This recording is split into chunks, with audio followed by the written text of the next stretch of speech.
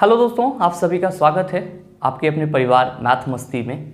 मैं हूं आलोक सिंगातीस और आज के इस वीडियो सेशन में हम लोग बात करने वाले हैं हाफ मैराथन की। जी हाँ दोस्तों, हाफ मैराथन इसीलिए क्योंकि आज के इस वीडियो सेशन में हम लोग एलिमेंट और कंपाउंड इस दोनों को पूरी तरह से कंप्लीट कर लेंगे और मुझे उम्मीद है कि आपको इस वीडियो को देखने के बाद से किसी और भी स्टडी मटेरियल की ज़रूरत नहीं पड़ेगी, क्योंकि इस वीडियो में आपको वो सारे चीज़ मिलेंगे जो आपके एग्जाम के दृष्टिकोण से महत्वपूर्ण है। दोस्तों साथ ही साथ आप वीडियो देखने के बाद नीचे कमेंट करके ज़रूर बताइएगा कि आपके लिए ये वीडियो कैसा रहा, हेल्पफुल रहा या फिर नहीं हेल्पफुल रहा, ताकि मैं इसका अगला पार्ट आप सबों के बीच ला सकूं। तो चलिए शुरुआत करते हैं अपनी इस वीडियो सेशन की। और हाँ, जिनको नहीं पता है कि ये साइंस का कंप्लीट कोर्स कहाँ पे मिलेगा, क्योंकि आपका ये वीडियो साइंस के कंप्लीट कोर्स का ही हिस्सा है, तो मैंने नीचे लिंक डिस्क्रिप्शन में डाल दिया है साइंस कंप्लीट कोर्स की, जहाँ पे आपको फिजिक्स, केमिस्ट्री और बायोलॉजी का मात्र 399 रुपया में पूरा कंप्लीट कोर्स मिलने वाला है, जैसा कि आप आज पढ़ेंगे। तो चलिए शुरुआत करते हैं अपने आज की सेशन की। आइए दोस्तों, जब हम लोग element, compound, mixture and solution की बात करते हैं तो मैं आपको बता दूं कि इस चैप्टर का जो आप एनसीईआरटी के तौर पे अगर इसको पढ़ते हैं तो इस चैप्टर का नाम रहता है is matter around us pure. क्या हमारे चारों तरफ के पदार्थ शुद्ध हैं? इस चीज़ से रिलेट करके इस चैप्टर को दिया गया है आपके एनसीईआरटी में। लेकिन आपको फर्केट करके पढ़ना है तत्व, यौगिक, मिश्रण एवं विलयन, क्योंकि आप एकेडमिक सेशन की पढ़ाई नहीं कर रहे हैं, आप कॉम्पिटिटिव सेशन की पढ़ाई कर रहे हैं। दोस्तों इस चीज़ को समझने के लिए आपको एक इम्पॉर्टेंट ग्राफ को समझना होगा जो आपके लिए बहुत ही उपयोगी साबित होगा। पहला चीज़, मैंने आपको पीछे के सेशन में पदार्थ के बारे में बताया था। तो पदार्थ क्या होता है? तो कोई भी चीज़ जो स्थान घेरे, जिसमें द्रव्यमान हो और क्या करे, जिसको खिसकाएं एक जगह से दूसरे जगह, मतलब एक जगह से दूसरी जगह ले जाना चाहे, तो वो क्या हो कि प्रतिरोध उत्पन्न करे, अवरोध उत्पन्न करे, तो इसको हम लोगों ने पदार्थ बोला था। तो दोस्तों हम लोग क्या कहते हैं कि पदार्थ को, मैटर को दो पार्ट में डिवाइड करते हैं। कितने पार्ट में डिवाइड करते हैं? दो पार्ट में। ध्यान दीजिएगा, आप कहेंगे कि सर पीछे वाले क्लास में आपने तो पांच पार्ट में डिवाइड किया था। वहाँ पे हम पदार्थ की 5 पार्ट नहीं बताया था आपको मैंने, वहाँ पे पदार्थ की 5 अवस्था होते हैं। इस चीज़ को मैंने क्लियर करा था। आज हम लोग पढ़ेंगे पदार्थ का टाइप क्या क्या होता है। तो आप तो ये समझ रहे हैं कि कोई भी चीज़ जो पदार्थ होगा उसमें सबसे पहला चीज़ मास होगा, द्रव्यमान होगा, और दूसरा क्या होगा, वो जगह छेकेगा, उसी को हम पदार्थ कहेंगे। दोस्तों इस पदार्थ को हम क्या कहते हैं, दो बराबर भाग में बांट देते हैं। कौन कौन सा पार्ट कहते हैं सर? तो पदार्थ के कहते हैं हम लोग दो पार्ट होते हैं। पहला कहते हैं शुद्ध पदार्थ। पहला कौन सा कहते हैं? शुद्ध पदार्थ। इसको हम लोग प्योर मैटर भी कहते हैं या प्योर सब्सटेंस भी कहते हैं, प्योर सब्सटेंस भी कहते हैं। और दूसरा हम लोग क्या कहते हैं दोस्तों? दूसरा हम लोग कहते हैं, पहला तो आपका हो गया शुद्ध पदार्थ, प्योर सब्सटेंस, और दूसरा हम लोग कहते हैं अशुद्ध पदार्थ। दूसरा कौन सा कहते हैं? अशुद्ध पदार्थ। इसको दोस्तों हम लोग क्या लिखते हैं? इसको लिखते हैं हम लोग इम्प्योर सब्सटेंस। क्या लिखते हैं? Impure substance. ध्यान दीजिएगा दोस्तों, मैं यहाँ पे प्योर और इम्प्योर की बात कर रहा हूँ, शुद्ध और अशुद्ध की बात कर रहा हूँ। इसको आप कैसे लेंगे या कैसे समझेंगे? अच्छा, इस पे आपको एक एग्जांपल देना चाहूँगा कि आप लोग जब अपने घर का किराना सामान लेने के लिए या कोई भी सामान लेने के लिए जाते हैं तो आपके घर से ये हिदायत मिलता है कि जाओ दुकान और अच्छा सामान लेके आना। या सपोज कीजिए कि आपको घी लेने के लिए बाज़ार जाना है। क्या लाने के लिए बाज़ार जाना है? आपको घी लाने के लिए। तो आप सबों को पता है कि दुकानदार अपने प्रॉफिट के लिए क्या करता है कि घी में डालडा मिक्स कर देता है कि घी का जो मतलब द्रव्यमान है, अमाउंट है, वो ज़्यादा हो जाए और इस पे हमको ज़्यादा प्रॉफिट हो, तो डालडा मिक्स कर देता है। आप जाते हैं, अब दुकानदार से बोलते हैं कि शुद्ध घी है आपके पास। आप क्या कहते हैं? शुद्ध घी है। मतलब आप शुद्ध घी का मतलब किससे बात कर रहे हो कि उसमें डालडा नहीं होना चाहिए। या फिर आप दुकानदार के पास जाते हो, आपको तेल लेना है, मान लीजिए कि सरसों का तेल लेना है, तो आप क्या कहते हैं कि दुकानदार को कि हमको शुद्ध सरसों का तेल चाहिए, मतलब उस सरसों के तेल में कोई और चीज़ मिक्स नहीं होना चाहिए। आप फिर कब दूसरे केस में दुकान जाते हैं, आप कहते हैं कि हमको शुद्ध गाय का दूध चाहिए। आप शुद्ध क्यों कह रहे हैं गाय का दूध चाहिए? क्योंकि आप चाह रहे हैं कि उस दूध में ना तो पानी मिला हुआ हो और ना भैंस का दूध मिला हुआ हो। मतलब आपको प्योर गाय का ही दूध चाहिए। दोस्तों आप यहाँ पे क्या समझ रहे हैं, आप शुद्ध पदार्थ को कहीं इस तरह से तो डिफाइन नहीं कर रहे हैं कि शुद्ध पदार्थ वह पदार्थ होता है जो एक ही प्रकार के कण से मिलके बना होता है। जैसे कि हम शुद्ध घी की बात करें तो शुद्ध घी में सिर्फ शुद्ध घी ही होगा, डालडा नहीं होगा। शुद्ध दूध की बात करें तो शुद्ध दूध में दूध ही होगा, सिर्फ पानी नहीं होगा।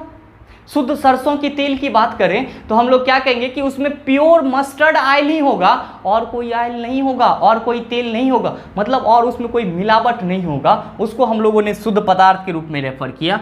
मतलब सीधे सीधे मेरे समझाने का मतलब ये है कि आप शुद्ध पदार्थ को कैसे डिफाइन कर सकते हो, इसके बारे में आप क्या कह सकते हो, क्या कह सकते हो सर, कि कोई भी पदार्थ जो एक ही प्रकार के कण से मिलके बना हो, कोई भी पदार्थ जो एक ही प्रकार के कण से मिलके बना हो, कण से मिलकर बना हो, उसको हम लोग क्या कहते हैं, उसको हम लोग शुद्ध पदार्थ कहते हैं। उम्मीद करते हैं कि ये चीज़ आप समझ पा रहे होंगे। हमने क्या बोला कि ऐसा पदार्थ या कोई भी पदार्थ जो सिर्फ और सिर्फ एक ही प्रकार के कण से मिलके बना हो, उसको हम लोग क्या कहते हैं, शुद्ध पदार्थ कहते हैं केमिस्ट्री में। That means we also define as a pure material is that type of substance which are made up of only one kind of particles। मतलब केमिस्ट्री में प्योर मटेरियल या प्योर सब्सटेंस वो सब्सटेंस होता है जो सिर्फ और सिर्फ एक ही प्रकार के कण से मिलकर के क्या होते हैं, बने होते हैं। अब आप कहेंगे कि इसका एग्जाम्पल क्या होगा गुरुजी, तो इसका एग्जाम्पल आप दे सकते हैं, इसका एग्जाम्पल आप तत्व जिसको आप एलिमेंट कहते हैं, और यौगिक जिसको आप क्या कहते हैं, कंपाउंड कहते हैं। तत्व और यौगिक आपके किसके एग्जाम्पल हैं केमिस्ट्री में, शुद्ध पदार्थ के एग्जाम्पल हैं। तो अगर आपको इस टाइप से क्वेश्चन पूछा जाए कि निम्नलिखित में से कौन से शुद्ध पदार्थ हैं, और आपका ऑप्शन रहे तत्व एवं यौगिक, मिश्रण और नन ऑफ दीज, तो आपका आंसर क्या हो जाएगा, तत्व एवं यौगिक, ये दोनों क्या हैं, आपके शुद्ध पदार्थ हैं। नेक्स्ट दोस्तों बात कर लेते हैं हम लोग अशुद्ध पदार्थ की। तो अशुद्ध आप तो ये समझ गए होंगे कि अशुद्ध क्या होगा, इसमें जो पदार्थ होंगे वो एक ही प्रकार के कण से मिलके नहीं बने होंगे, वो अलग अलग प्रकार के कण से मिलके बने होंगे। मतलब क्या कि ऐसा पदार्थ, मतलब क्या कहेंगे हम लोग कि ऐसा पदार्थ जो विभिन्न प्रकार के कण से मिलके बना हो, जो विभिन्न प्रकार के कण से मिलके बना हो, कण से मिलकर बना हो, उसको आप क्या कहेंगे, अशुद्ध पदार्थ कहेंगे, इम्प्योर सब्सटेंस कहेंगे। आप बोलेंगे सर इसका एग्जाम्पल क्या होगा, तो इसका एग्जाम्पल मिक्सचर, मिश्रण जिसको हम लोग बोलते हैं, सॉल्यूशन, विलयन जिसको हम लोग बोलते हैं, वो किसके एग्जाम्पल हैं, वो आपके एग्जाम्पल है इम्प्योर मटेरियल के, इम्प्योर सब्सटेंसेस के। मतलब इसके बारे में हम क्या कह सकते हैं कि ऐसा पदार्थ जो विभिन्न प्रकार के कण से, अलग अलग कण से मिलके बना हो। अब आप कहेंगे कि सर मिश्रण का कोई एग्जाम्पल दे दीजिए तो समझ जाएंगे ज़्यादा बेटर ढंग से। ऑब्वियसली देंगे एग्जाम्पल। वो एग्जाम्पल क्या दे सकते हैं कि जैसे आप सभी अपने घर में भूजा खाते होंगे, खाते या नहीं खाते, जरूर खाते होंगे। जब भूजा आप खाते हैं तो उसमें आप बहुत सारा इंग्रेडिएंट्स मिक्स करते हैं, बहुत सारा आइटम मिक्स करते हैं। जैसे कि आपका मिक्सचर हो गया, मिक्सचर मतलब बोले तो नमकीन जिसको हम लोग बोलते हैं, चूड़ा मिलाते हैं, फड़ी मुरही मिलाते हैं आप उसमें, या बहुत सारा टाइप चना मिलाते हैं, ये सारी चीज़। तो आप देख रहे हैं कि इन सारे चीज़ों को मिला करके आप क्या कर रहे हैं, भूजा तैयार कर रहे हैं। लेकिन क्या सारे चीज़ों का अनुपात सेम होता है? आप क्या नाप के देते हो 50 ग्राम चना या 50 ग्राम आप उसमें मिक्सचर नमकीन आप नाप के देते हो? नहीं, जैसे होता है एक अंदाज से आप उसमें मिला देते हो और आपका वो सारा इंग्रेडिएंट्स मिलके क्या तैयार हो जाता है, भूजा। तो भूजा आपका क्या है, एक मिक्सचर है, मिश्रण है। नेक्स्ट बात करते हैं दोस्तों, जब हम लोग शरबत बनाते हैं तो शरबत बनाते हैं तो आप एक गिलास चीनी में, एक गिलास पानी में, मैं एक गिलास चीनी की बात कर रहा हूँ, एक गिलास चीनी नहीं डालते, एक गिलास पानी में आप कहते हैं कि 4 चम्मच चीनी डाल देंगे तो वो पीने लायक हो जाएगा, मतलब मीठा हो जाएगा। कैसा हो जाएगा, मीठा हो जाएगा। तो आप क्या उसमें कह रहे हो कि 4 चम्मच चीनी डालेंगे, तो आपने इसको जब मिलाया, हो सकता है कि 4 के बदले आप 5 भी डाल सकते हो, 6 भी डाल सकते हो, आपके मन पे जितना आपको मीठा पीने का मन है पी लो। आप वहाँ पे क्या कर रहे हैं कि चीनी और पानी का घोल तैयार कर रहे हैं, फिर उसमें आप नींबू भी डाल देते हैं शरबत बनाने के लिए। तो आप चीनी भी डाला शरबत में, पानी भी डाला, नींबू भी डाला, मतलब अलग अलग आइटम डाल रहे हो, लेकिन किसी का भी जो अनुपात है वो फिक्स नहीं है। दैट मीन्स उसको हम लोग बिलियन कहते हैं। चीनी और पानी का घोल तैयार हो गया, और घोल को हम लोग केमिस्ट्री में क्या कहते हैं, बिलियन सॉल्यूशन कहते हैं। No we are saying about that. अब हम लोग क्या कह सकते हैं कि such a type of material which are made up of different kind of particles is belongs to the impure substances or impure materials, and the example of these substances is mixture and solution। मतलब ये हुआ कि कोई भी पदार्थ जो क्या हो कि अलग अलग प्रकार के कण से मिलके बना हो, उसको हम लोग क्या कहते हैं, अशुद्ध पदार्थ कहते हैं। और अशुद्ध पदार्थ के एग्जाम्पल में आप मिश्रण और सॉल्यूशन को दे सकते हो। तो दोस्तों आपको ये चीज तो क्लियर हो गया होगा कि तत्व और यौगिक क्या है। तो आप कहेंगे तत्व और यौगिक शुद्ध पदार्थ हैं, मिश्रण और विलयन क्या है, आपके अशुद्ध पदार्थ हैं। अब आइए हम लोग शुरू करते हैं कि तत्व क्या होता है यहां से, और फिर हम लोग अब एक एक चीज को बारीकी से समझने का कोशिश करते हैं। दोस्तों तत्व कहने से आपका माइंड क्या क्लिक करता है, जरा सा आप खुद सोचिए अपने में। आप जब तत्व की बात करते हैं तो क्या कहते हैं, आप कहते हैं sir hydrogen, helium, oxygen, nitrogen, chlorine, bromine, ये सारे चीज़ों का नाम आपके माइंड में आना शुरू हो जाता है। हम कहते भी ये तत्व हैं, और यही तत्व हैं। क्या कहते हैं एग्जाम्पल में कि सर हाइड्रोजन है, हीलियम है, नियॉन है, आर्गन है, क्रिप्टन है, जेनॉन है, रेडॉन है, मैग्नीशियम है, एल्युमिनियम है, सिलिकॉन है, दैट्स ऑल। ये सब के सब तत्व हैं, ये सब के सब क्या हैं, तत्व हैं। लेकिन भैया आपसे कोई पूछ दे कि तत्व को आप डिफाइन कैसे करेंगे। अच्छा आप एक चीज़ बताइए कि आप कभी सुने हैं कि किसी दो चीज़ को मिला करके हमने तत्व बना दिया, या वैज्ञानिकों ने किसी दो पदार्थ को मिला करके हाइड्रोजन का खोज कर लिया, या आप कभी सुने कि किसी भी दो चीज़ को मिला करके आपने मैग्नीशियम बना लिया, या आपने मैग्नीशियम को तोड़ करके उसको आप किसी अदर पदार्थ में विभाजित कर दी, ऐसा सुने? आप कहेंगे सर नहीं सुने हैं ऐसा, और ऐसा होता ही नहीं है, पॉसिबल ही नहीं है, मुमकिन ही नहीं है। तो आप सुनेंगे कहाँ से? सिंपल सा दोस्तों, तत्व के बारे में क्या कहते हैं हम लोग कि ये ऐसा शुद्ध पदार्थ है जिसको किसी भी विधि से, ध्यान दीजिएगा, जब भी मैं आपको कोई भी विधि केमिस्ट्री में बात करूं तो मैं फिजिकल और केमिकल मेथड की बात कर रहा हूं। किसकी बात कर रहा हूं? फिजिकल और केमिकल मेथड की। मतलब क्या कि भौतिक प्रक्रिया और रासायनिक प्रक्रिया। तो तत्व आपका एक ऐसा शुद्ध पदार्थ है जिसको आप किसी भी विधि से, मतलब क्या, ना तो आप भौतिक प्रक्रिया से और ना ही आप रासायनिक प्रक्रिया से दो से अधिक पदार्थों को जोड़ करके बना सकते हो, और ना ही इसको दो या दो से अधिक पदार्थों में विभाजित कर सकते हो। मतलब आप सिंपल तत्व का अगर आप डेफिनेशन लिखे तो क्या कह सकते हैं कि ऐसा शुद्ध पदार्थ, ऐसा शुद्ध पदार्थ जिसे किसी भी प्रक्रिया के द्वारा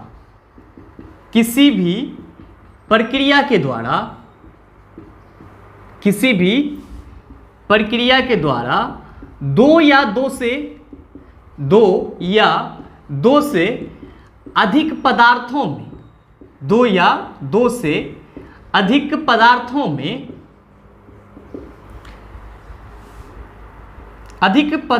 में नहीं तोड़ा जा सकता, और न ही दो या दो से अधिक पदार्थों को संयोग करके प्राप्त किया जा सकता। तो ये भी बात आप लिख ही लीजिए, काहे कि आप लोग कहिएगा जब ये बात ना लिखाएंगे तो आप लोग कहिएगा आप तो ये बतेवे नहीं किए थे, क्वेश्चन आ गया था इस पे तो छोड़ दिए हम। तो क्वेश्चन नहीं छोड़िएगा, अधिक पदार्थों में नहीं तोड़ा जा सकता। और यहाँ पे एक और बात लिख लीजिए कि और न ही दो या दो से अधिक पदार्थों को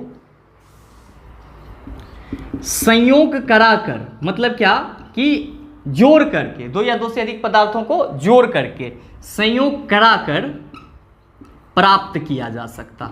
ना तो आप इसको तोड़ सकते हैं, ना आप इसको जोड़ सकते हैं, संयोग कराकर प्राप्त किया जा सकता।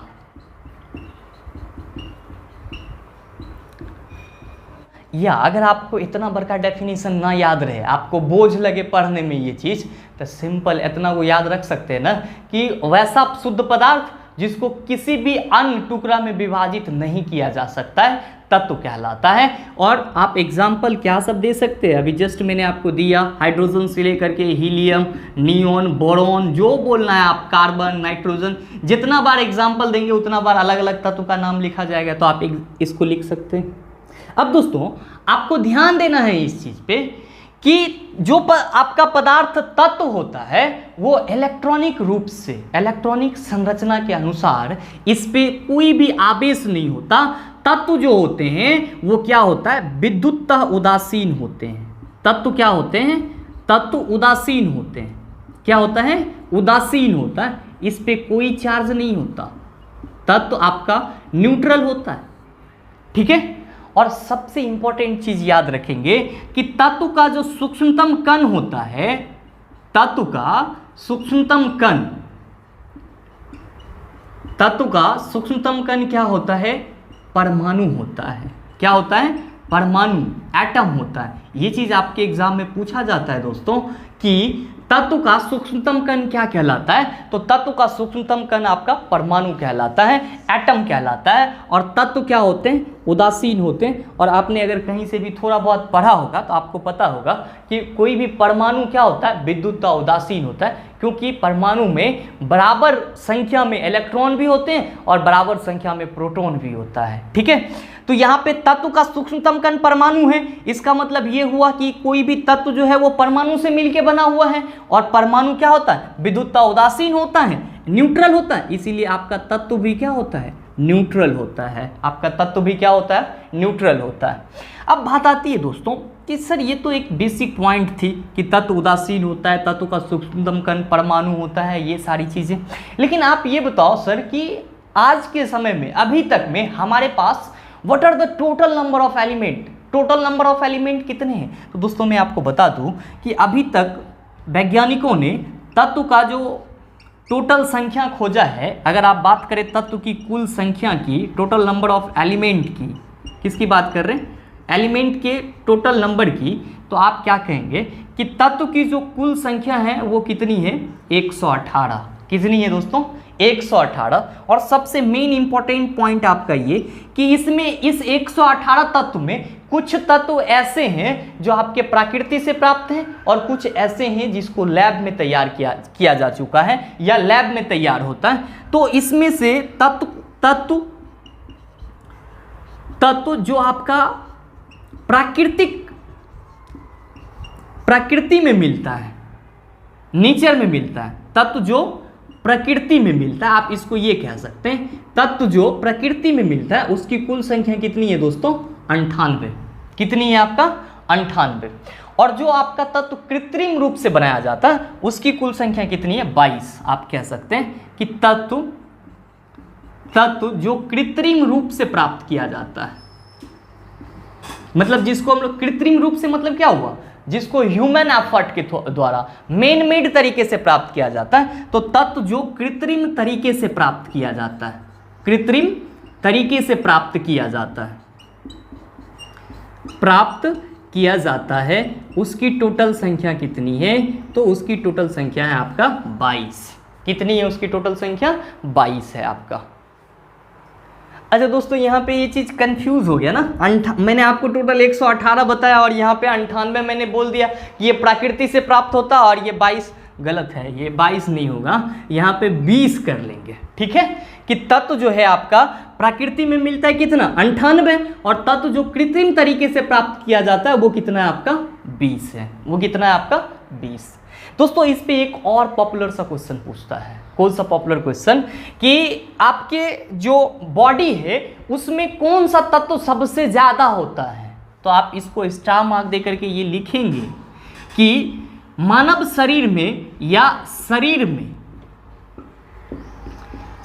में सर्वाधिक पाया जाने वाला तत्व, शरीर में सर्वाधिक पाया जाने वाला तत्व। दोस्तों ये सब आपके वन लाइनर के रूप में काम आता है और ये आपका सीधे सीधे क्वेश्चन इस टाइप से आपको टकरा जाएगा कि शरीर में सर्वाधिक पाए जाने वाला तत्व कौन सा है, तो आप कहेंगे ऑक्सीजन। क्या कहेंगे सर? आप कहेंगे ऑक्सीजन। और दोस्तों कितना परसेंट पाया जाता है? आपको हैरानी होगी कि 65% आपके शरीर में सिर्फ ऑक्सीजन पाया जाता है। कितना पाया जाता है? 65%। दोस्तों जब ये चीज़ आपने देखा तो आपके मन में एक और सवाल आ गया होगा कि सर आप ये बता दो कि तत्व कौन सा तत्व पृथ्वी पे सर्वाधिक पाया जाता है? पृथ्वी पे, ये तो आपका शरीर का बात करा मैंने, पृथ्वी पे सर्वाधिक कौन सा पाया जाता है? तो इसको भी आप लिख लेंगे कि पृथ्वी पर पाया जाने वाला या पाया जाने वाला सर्वाधिक, सॉरी यहाँ पे पृथ्वी पर सर्वाधिक लिखना चाहिए, तो उल्टा पुल्टा लिख रहे हैं, देख रहे हैं। पृथ्वी पर सर्वाधिक पाए जाने वाले तत्व। दोस्तों यहाँ भी हम क्या कहेंगे? बस ऑक्सीजन का ही नाम लेंगे। किसका नाम लेंगे? ऑक्सीजन का। ठीक है। और ऑक्सीजन कितना परसेंट? तो आप कहेंगे सर 46.71%। कितना परसेंट? 46.71% आपका तत्व क्या होता है कि पृथ्वी पे पाया जाता है और वो कौन सा तत्व है? ऑक्सीजन है। अब नेक्स्ट आता है एक और चीज इसमें दोस्तों, जो आपसे बहुत बार पूछा जाता है क्वेश्चन कि सबसे हल्का तत्व कौन सा है? सबसे हल्का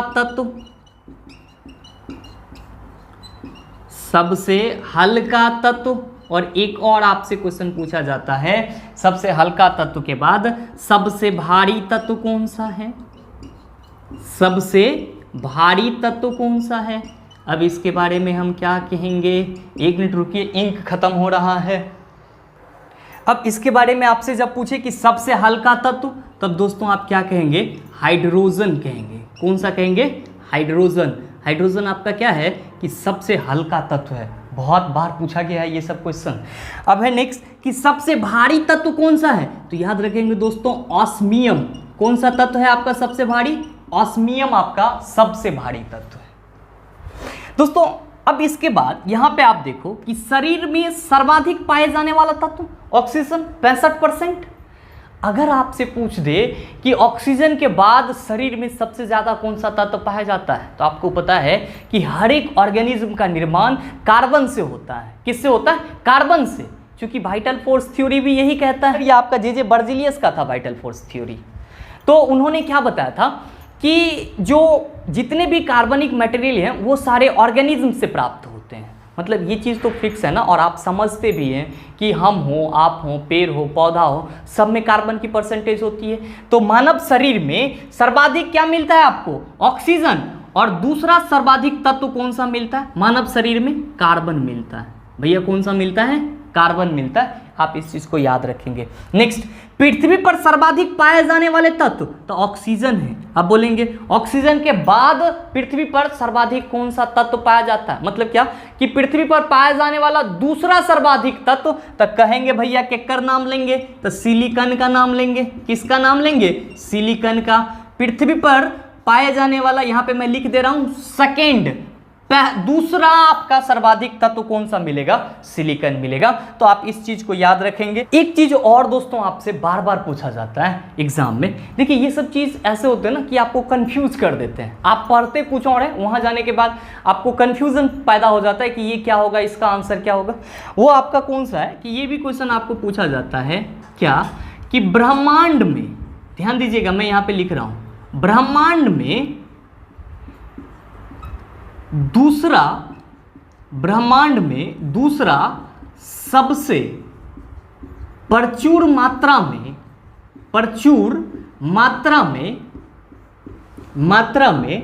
पाया जाने वाला तत्व, पाए जाने वाले तत्व, तब आप क्या कहेंगे? ध्यान दीजिएगा, मैंने आपको पीछे के जो दो बताए हैं कि पहला मैंने आपको बताया कि पृथ्वी पर पाए जाने वाले सर्वाधिक मात्रा में कौन सा तत्व है, तो आप कहेंगे सर ऑक्सीजन। आपका फिर पूछेगा पृथ्वी पर पाया जाने वाला दूसरा सबसे ज्यादा सर्वाधिक तत्व कौन सा है? दूसरा, तो आप किसका नाम लेंगे? सिलिकॉन का। कितना परसेंट भाई? तो 27%। अब आपको फिर मैंने बताया कि शरीर में कौन सा, ऑक्सीजन कितना परसेंट, 65%, और दूसरा आपका शरीर में पाया जाने वाला तत्व क्या होगा, कार्बन, कितना परसेंट, 18%। अब है कि आपसे पूछ दे ब्रह्मांड में, तो भैया ब्रह्मांड का मतलब पूरा हो गया, धरती, आकाश, अग्नि सब शामिल हो गया, मतलब क्या, ऊपर से लेके नीचे तक। अब ये ब्रह्मांड में दूसरा सबसे प्रचुर मात्रा में पाया जाने वाला तत्व आपका कौन सा है, हीलियम है। अगर आपको ब्रह्मांड करके क्वेश्चन मिले तो आप उस क्वेश्चन में हीलियम को टिक करेंगे। आप में से बहुत कहेंगे पृथ्वियों को ब्रह्मांड समझ लेते हैं, तो इस कंफ्यूजन को आप हटा देंगे और याद रखेंगे कि ब्रह्मांड में दूसरा सबसे प्रचुर मात्रा में पाया जाने वाला तत्व कौन सा है, आपका हीलियम है। कौन सा है, आपका हीलियम। अब बात आती है कि सर ये तो तत्व की एक बेसिक जानकारी थी, एक बेसिक फैक्ट था, क्या तत्व के और कैटेगरी भी होते हैं? ऑब्वियसली तत्व को हम लोग 3 कैटेगरी में डिवाइड करते हैं, कि तत्व को 3 पार्ट में डिवाइड करते हैं। कितने पार्ट में डिवाइड करते हैं? 3 पार्ट में।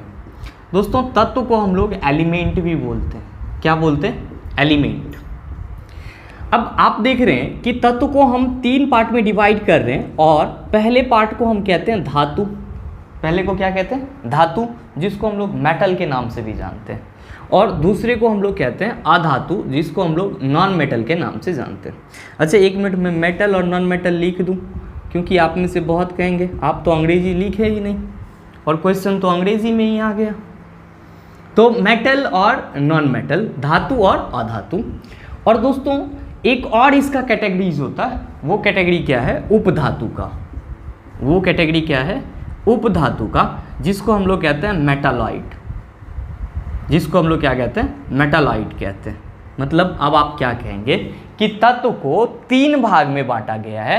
पहला पार्ट मेरा धातु कहलाता है, दूसरा पार्ट मेरा अधातु कहलाता है, और तीसरा पार्ट मेरा उपधातु कहलाता है। तीसरा पार्ट क्या कहलाता है? उपधातु। आप में से बहुत ऐसे ज्ञानी मानव होंगे जिसके माइंड में अभी चल रहा होगा कि मास्टर साहब उपधातु जब 3 नंबर पे था तो अधातु के बाद लिख देते एकरा, क्या दिक्कत था? दिक्कत था क्योंकि इस पे जो कंसेप्ट है अगर वहाँ पे लिख देते तो वो आपको आपके माइंड में थोड़ा एडजस्ट होने में टाइम लगता, लेकिन अभी जो कंसेप्ट देंगे वो बहुत जल्दी चला जाएगा, तो ध्यान से देखिएगा। अब बात आती है कि सर मेटल किसको कहेंगे? बात किसकी आती है? मेटल किसको कहेंगे? तो एक साधारण सा और सरल भाषा में समझिए इसको, कि कोई भी पदार्थ कोई सा भी हो, अगर वो विद्युत और उष्मा का चालन कर रहा है, अपने में से हो करके हीट और इलेक्ट्रिसिटी दोनों को प्रवाह होने दे रहा है, तब हम लोग कहते हैं कि वो क्या है? आपका धातु है, मेटल है। Such a type of material which can conduct heat and electricity both known as metal. अब सिंपल सा बात है कि सर चलो मेटल तो समझ गए कि वैसा पदार्थ जिससे विद्युत और आपका जो उष्मा है ये दोनों प्रवाहित होगा तो कहेंगे मेटल है। तो इसके एग्जाम्पल क्या होंगे? क्योंकि बहुत सारे को एग्जाम्पल भी नहीं मिलते हैं, तो आप देखिए कि लोहा से आप इलेक्ट्रिसिटी को पास करा सकते हैं या नहीं करा सकते हैं? आप कहेंगे काहे नहीं करा सकते? आराम से करा सकते हैं। आप सिल्वर से इलेक्ट्रिसिटी पास करवा सकते हैं या नहीं करवा सकते हैं? आप भी बोलेंगे सर क्या बात कर रहे हैं, चांदी को तो हम लोग सबसे अच्छा चालक मानते हैं, सबसे अच्छा कंडक्टर है ये, तो Ag उसका सिंबल होता है, तो चांदी आपका क्या है? मेटल है। अब आप कहेंगे कि सर कॉपर से, ऑब्वियसली कॉपर आपका मेटल है क्योंकि हीट और इलेक्ट्रिसिटी दोनों ही इससे कंडक्ट हो सकती है। अब आप कहेंगे सर सोडियम से, ऑब्वियसली सोडियम भी आपका मेटल है क्योंकि इससे भी आपका इलेक्ट्रिसिटी पास हो सकता है, लेकिन हीट पास नहीं हो सकता। अब जब इलेक्ट्रिसिटी पास होगा तो आप में से बहुत के दिमाग में ये भी आना शुरू हो जाएगा कि भाई सोडियम से कैसे होगा? तो सोडियम जब अपने बिलियन के फॉर्म में होगा, जलीय बिलियन के रूप में होगा, तब जो है सोडियम क्या करता है कि पॉजिटिव आयन छोड़ता है, जिसके चलते सोडियम इलेक्ट्रिसिटी का कंडक्शन करता है, और इसको हम लोग किसके कैटेगरीज में रखते हैं? मेटल के कैटेगरीज में रखते हैं। तो इस तरह के बहुत सारे आपके पास मेटल हैं। और एक चीज़ हमेशा याद रखिएगा कि ज़्यादातर जो धातु होगा, ज़्यादातर जो आपको मेटल मिलेगा वो ठोस अवस्था में मिलेगा। किस अवस्था में मिलेगा? ठोस अवस्था में मिलेगा, सॉलिड स्टेट में मिलेगा। इस चीज़ को आप याद रखिएगा, आपके एग्जाम में क्वेश्चन इससे आता भी है कि सामान्यतः धातुओं की बहुलताएं होती है। बहुलताएं का मतलब क्या? कि जिस अवस्था में वो बहुत ज़्यादा मिलता है, तो बहुलताएं क्या होती है? ठोस अवस्था में होती है। अब बात आती है कि सर अधातु क्या होंगे? तो तो अधातु जस्ट हम लोग धातु के परिभाषा का उलट कहते हैं, विपरीत कहते हैं। क्या? कि वैसे पदार्थ जिससे विद्युत और ऊष्मा का चालन न हो, जिससे इलेक्ट्रिसिटी और हीट का चालन न हो, विद्युत और ऊष्मा का क्या हो, चालन न हो, उसको हम लोग क्या कहेंगे, अधातु कहेंगे। और एक चीज सबसे इंपॉर्टेंट बात याद रखिएगा कि अधातुएं समानतः गैस अवस्था में पाई जाती है। और आपने देखा होगा कि जनरली कोई भी गैस विद्युत धारा का प्रवाह नहीं करती है जब तक कि उसको निम्न दाब पर न रखा जाए। ध्यान से सुनिएगा कि मैंने बोला कि कोई भी गैस समानतः समान दाब पर विद्युत धारा का प्रवाह नहीं करती है जब तक कि दाब को निम्न न किया जाए। अब आप कहेंगे ये क्या बोल रहे हैं? हाँ, सही बोल रहे हैं। हम ये बोल रहे हैं कि आप जितने भी गैस को अपने वायुमंडलीय दाब पे देख रहे हैं, वायुमंडलीय दाब बोले तो पीछे के क्लास में हमने डिस्कशन किया है 1.01 × 10⁵ पास्कल। तो कोई भी गैस होगा, चाहे वो आपका हाइड्रोजन हो, ऑक्सीजन हो, नाइट्रोजन हो, आर्गन हो, हीलियम हो, कोई भी होगा, तो समान वायुमंडलीय दाब पर वो विद्युत का कुचालक होगा। लेकिन जैसे ही वायुमंडलीय दाब को निम्न करेंगे, निम्न दाब पर कोई भी गैस क्या होती है, विद्युत का चालक होती है। तो जनरली हम लोग परखने जाएंगे तो समान दाब की ही बात करेंगे। इसीलिए हम लोग क्या कहते हैं कि अधातुएं विद्युत एवं ऊष्मा का चालन नहीं करती और ये सामान्यतः गैस अवस्था में पाई जाती। इसका आप एग्जाम्पल दे सकते हैं, कौन कौन सा? हीलियम का, नियोन का, आप आर्गन का दे सकते हैं, हाइड्रोजन का दे सकते हैं, ऑक्सीजन का दे सकते हैं, नाइट्रोजन का दे सकते हैं, एटसेट्रा। बहुत सारे एग्जाम्पल है। मतलब यहां से 2 पॉइंट क्लियर होती है। पहला चीज क्या कि धातु जो होगा वो आपका मूल रूप से किस अवस्था में मिलेगा? ठोस अवस्था में। अधातु किस रूप में मिलेगा? आपका गैसीय अवस्था में मिलेगा। और जो सबसे बड़ा अंतर इसमें आता है वो कि धातु जो होते हैं, मेटल जो होते हैं, वो आपका विद्युत और ऊष्मा, इलेक्ट्रिसिटी और हीट दोनों का चालन करती है, जबकि अधातु जो होता है आपका वो हीट और इलेक्ट्रिसिटी का चालन नहीं करती है। That's are the main differences between them. ये इसके बीच में मेन डिफरेंसेस है। अब आपके मन में आएगा सवाल कि sir what is Metalite? Metalite क्या होता है? उपधातु क्या होते हैं? दोस्तों, उपधातु की जब हम लोग बात करते हैं तो बचपन से बस इतना ही पढ़ते आते हैं, क्या कि उपधातुओं की संख्या 7 है। उपधातुओं की संख्या 7 है, लेकिन कभी गौर से समझने की कोशिश नहीं करते। इसमें सबसे मेन कंसेप्ट क्या है कि मैंने धातु और अधातु के बीच में उपधातु रखा है। धातु और अधातु के बीच में क्या रखा है? उपधातु को रखा है। ऐसा इसलिए रखा है क्योंकि उपधातु आपके ऐसे पदार्थ हैं, उपधातु आपके ऐसे पदार्थ हैं जिसमें कुछ प्रॉपर्टी किसका होता है? धातु का भी होता है। कुछ प्रॉपर्टी किसका होता है? धातु का भी होता है, और कुछ प्रॉपर्टी अधातु का भी होता है। मतलब आप कह सकते हो कि उपधातु वह पदार्थ है जो धातु एवं अधातु दोनों के गुण को शो करता है। उसको हम लोग क्या कहते हैं? उपधातु कहते हैं, मेटालाइट कहते हैं।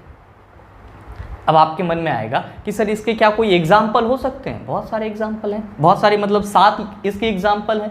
तो जब आप इसके एग्जाम्पल की बात करते हो, 1-2 मैं आपको बताऊं कि जैसे आपका जर्मेनियम, जिसको हम लोग GE से रिप्रेजेंट करते हैं, उसके बाद आपका सिलिकन आ जाता है, जर्मेनियम, सिलिकन आ जाता है, फिर आपका आर्सेनिक आ जाता है, एंटीमनी, जिसको हम लोग SB कहते हैं। अगर आप लिख रहे हैं तो लिख सकते हैं पॉज करके वीडियो को कि GE से आपको जर्मेनियम, ये भी आपके एग्जाम में बार बार आता है कि निम्नलिखित में से उपधातु कौन सा है, तो आपके ऑप्शन में जर्मेनियम जरूर रहता है या GE का सिंबल जरूर रहता है। सिलिकॉन आपका, आर्सेनिक, AS से हम लोग आर्सेनिक को रिप्रेजेंट करते हैं, SB आपका एंटीमनी, इसको हम लोग बोलते हैं, पोलोनियम होता है, ये सारे आपके क्या हैं? बोरोन होता है, ये सारे आपके क्या हैं? ये सारे मेटालाइट है, उपधातु है। And the main important properties of the Metalite is that, जो मेन और इंपॉर्टेंट प्रॉपर्टीज है मेटालाइट का वो ये है कि आप देख रहे हैं कि धातु विद्युत का चालन करता है और अधातु विद्युत का चालन ना करता है। और उपधातु जो होता है उसमें, अब इसके परिभाषा के अकॉर्डिंग चले तो हम क्या कहते हैं कि कुछ गुण इसका भी होगा। तो उपधातु के बारे में हम क्या कह सकते हैं कि ये विद्युत का चालन करेगा भी और नहीं भी करेगा, करेगा भी या नहीं भी करेगा। दोस्तों, जब 2 मर्त में बात को जब हम लोग रखते हैं ना, 2 मर्जा वाला बात कि हो सकता है और नहीं भी हो सकता है, तो उस बात को हम लोग अधूरा बात बोल देते हैं। क्या बोलते हैं कि अरे वो तो अधूरा बात बोल दिया। जैसे आप किसी से पूछो कोई काम कि भैया ये रास्ता किधर जाता है, तो वो उसको खुद नहीं मालूम होगा लेकिन आपको दिखाने के लिए वो जरूर बोल देगा हाँ हाँ चल जाता है। मतलब यहाँ से जाइएगा ना तो वहाँ चल जाइएगा, वहाँ से जाइएगा तो वहाँ मुड़ जाइएगा। आधा अधूरा बात आपको बता दिया तो आप कहते हैं अरे छोड़ो, ये आधा अधूरा बात बताया। तो ये भी आधा काम कर रहा है, चालन का, विद्युत के चालन का आधा काम कर रहा है। इसीलिए उपधातु का जो सबसे मेन इंपॉर्टेंट प्रॉपर्टीज है, इसका यूज हम लोग अर्धचालक बनाने के लिए करते हैं। क्या बनाने के लिए करते हैं? अर्धचालक बनाने के लिए करते हैं। आप देख लें कि धातु पूर्ण रूप से चालन करता है विद्युत और उष्मा का, तो ये तो चालक कहलाएगा ही कहलाएगा। जबकि अधातु कुचालक कहलाएगा, इंसुलेटर कहलाएगा, क्योंकि ये थोड़ा भी नहीं पास करता है। जबकि उपधातु जो होता है तो कुछ गुण इसके भी और कुछ गुण इसके भी, इसीलिए ये क्या करता है कि ये अर्धचालक बनते हैं इससे। तो आपसे क्वेश्चन पूछा जाता है कि निम्नलिखित में से किस पदार्थ से अर्धचालक का निर्माण होता है? तो भैया उपधातु से, मेटालॉइड से क्या होता है कि आपका अर्धचालक का निर्माण होता है। और दोस्तों इसको हम लोग बोलते क्या है इंग्लिश में? सेमीकंडक्टर बोलते हैं। क्या बोलते हैं हम लोग? सेमीकंडक्टर बोलते हैं। मतलब अब आप क्या कह सकते हैं कि जो आपका कंडक्टर होगा वो मेटल से बना होगा और जो आपका सेमीकंडक्टर होगा वो मेटालॉइड से बना होगा। किससे बना होगा? मेटालॉइड से बना होगा। दोस्तों ये तो हो जाती है इसकी डेफिनेशन की बात। That's are the basic point about it. ये सारे इसके बेसिक पॉइंट हैं। बट जिस टॉपिक को अभी हम लोग पढ़ रहे हैं, जो चैप्टर हम लोग पढ़ रहे हैं, उस चैप्टर के अकॉर्डिंग आपको मेटल और नॉन मेटल के कुछ फिजिकल प्रॉपर्टीज भी पढ़ने हैं, जिससे आपके एग्जाम में क्वेश्चन आते हैं। जैसे कि आपका डक्टिलिटी, तन्यता क्या होता है, मेलेबिलिटी, आघात वर्धनीयता क्या होता है, रिजिडिटी क्या होता है, इन सारी चीज़ों से क्वेश्चन आते हैं। अब इन सब चीज़ों को हम लोग क्या बोलते हैं दोस्तों? इन्हीं सब चीज़ों को हम लोग धातु का फिजिकल प्रॉपर्टीज कहते हैं, या फिर अधातु का फिजिकल प्रॉपर्टीज कहते हैं, भौतिक गुण कहते हैं। तो आइए हम लोग अब बात करते हैं धातु के फिजिकल प्रॉपर्टीज की और अधातु के फिजिकल प्रॉपर्टीज की। अब सिंपल सा बात है कि सर धातु में इसे कौन कौन से फिजिकल प्रॉपर्टीज होंगे? तो पहला चीज़, जब हम लोग इसके फिजिकल प्रॉपर्टीज की बात करते हैं तो क्या कहते हैं कि धातु जो होता है वो आघात वर्धनीय होता है। आघात वर्धनीय होता है दोस्तों। इसको हम लोग मेलिबिलिटी भी कहते हैं। मेलिबल या मेलिबिलिटी, आघात वर्धनीयता। धातु में आघात वर्धनीयता की गुण होती है, धातु में मेलिबिलिटी की प्रॉपर्टीज होती है। नेक्स्ट कहते हैं कि धातु में तन्य होती है, मतलब इसके अंदर तन्यता की प्रॉपर्टीज होती है, डक्टिलिटी की प्रॉपर्टीज होती है, डक्टिलिटी। और नेक्स्ट फिर जब हम लोग इसके फिजिकल प्रॉपर्टीज की बात करते हैं तो क्या कहते हैं? हम लोग कहते हैं कि धातुएं विद्युत का, इलेक्ट्रिसिटी का, विद्युत का चालन करती है, विद्युत का चालन करती है, तो उष्मा का भी चालन करती है, ये भी हमने देखा था। और क्या कहते हैं कि इसलिए ये आपका कंडक्टर का काम करता है, चालक पदार्थ का काम करता है। कैसा काम करता है? कंडक्टर का, चालक पदार्थ का। और फिर हम लोग इसके बारे में क्या कहते हैं कि धातुएं कठोर होती है। मैंने आपको बताया है पीछे कि धातुएं समांतर ठोस अवस्था में पाई जाती है, तो धातु क्या होती है? कठोर होती है। और इसकी जो टेंसिल स्ट्रेंथ होती है, मतलब कि जो इलास्टिसिटी पावर होती है, वो बहुत हाई होती है, जिसके चलते इसका उपयोग हम लोग पुल निर्माण वगैरह में करते हैं। अब नेक्स्ट अधातु के फिजिकल प्रॉपर्टीज की अगर बात करें तो इसके जस्ट उलट होता है, लेकिन पहले इसको समझ लेते हैं कि आघात वर्धनीयता क्या होता है, तन्यता क्या होता है। तो ये तो आप समझ ही रहे हैं दोनों पॉइंट। देखो आघात वर्धनीयता की जब हम लोग बात करते हैं, मेलेबिलिटी की जब बात करते हैं तो क्या कहते हैं? आपने देखा होगा कि जो ये लोहा का काम करते हैं, या सिंपल कह सकते हो कि जो लोहार होते हैं वो क्या करते हैं कि लोहा को गर्म करके पहले उस पर और फिर हथौड़ा से मार मार के उसको पतला चादर की तरह बना देते हैं। मतलब सिंपल वे में आप कह सकते हो कि धातुओं को पीट पीट कर पतले चादर का सीट तैयार करना क्या कहलाता है? धातु की आघात वर्धनीयता कहलाती है। क्या कहलाती है? आघात वर्धनीयता कहलाती है। और मैं आपको याद रखने के लिए ये बात बता दूं कि सोना आपका सबसे ज़्यादा आघात वर्धनीय धातु है। मतलब आप सोना को जितना मर्जी उतना पतला चादर जैसा बना सकते हो। नेक्स्ट, आप तन्यता की बात जब करते हो, डक्टिलिटी की बात करते हो, तो क्या कहते हो कि मतलब धातु का वो गुण जिसमें किसी भी धातु को मतलब ऐसे फैला करके खींच के पतला तार जैसा बनाया जा सके। मतलब क्या कि अगर आप जब लोहा को पिघलाओगे तो पिघलाने के बाद उसका एक पतला तार जैसे रेशा तो खींच ही सकते हो। जैसे कहता है ना, वो क्या कहते हैं हम लोग, टाँका मारा जाता है ना लोहा को पिघला करके, कार्बन रॉड को पिघला करके वेल्डिंग में, तो हम लोग कहते हैं ना कि वो उसका पूरा एक लंबा सा तार तो बन ही सकता।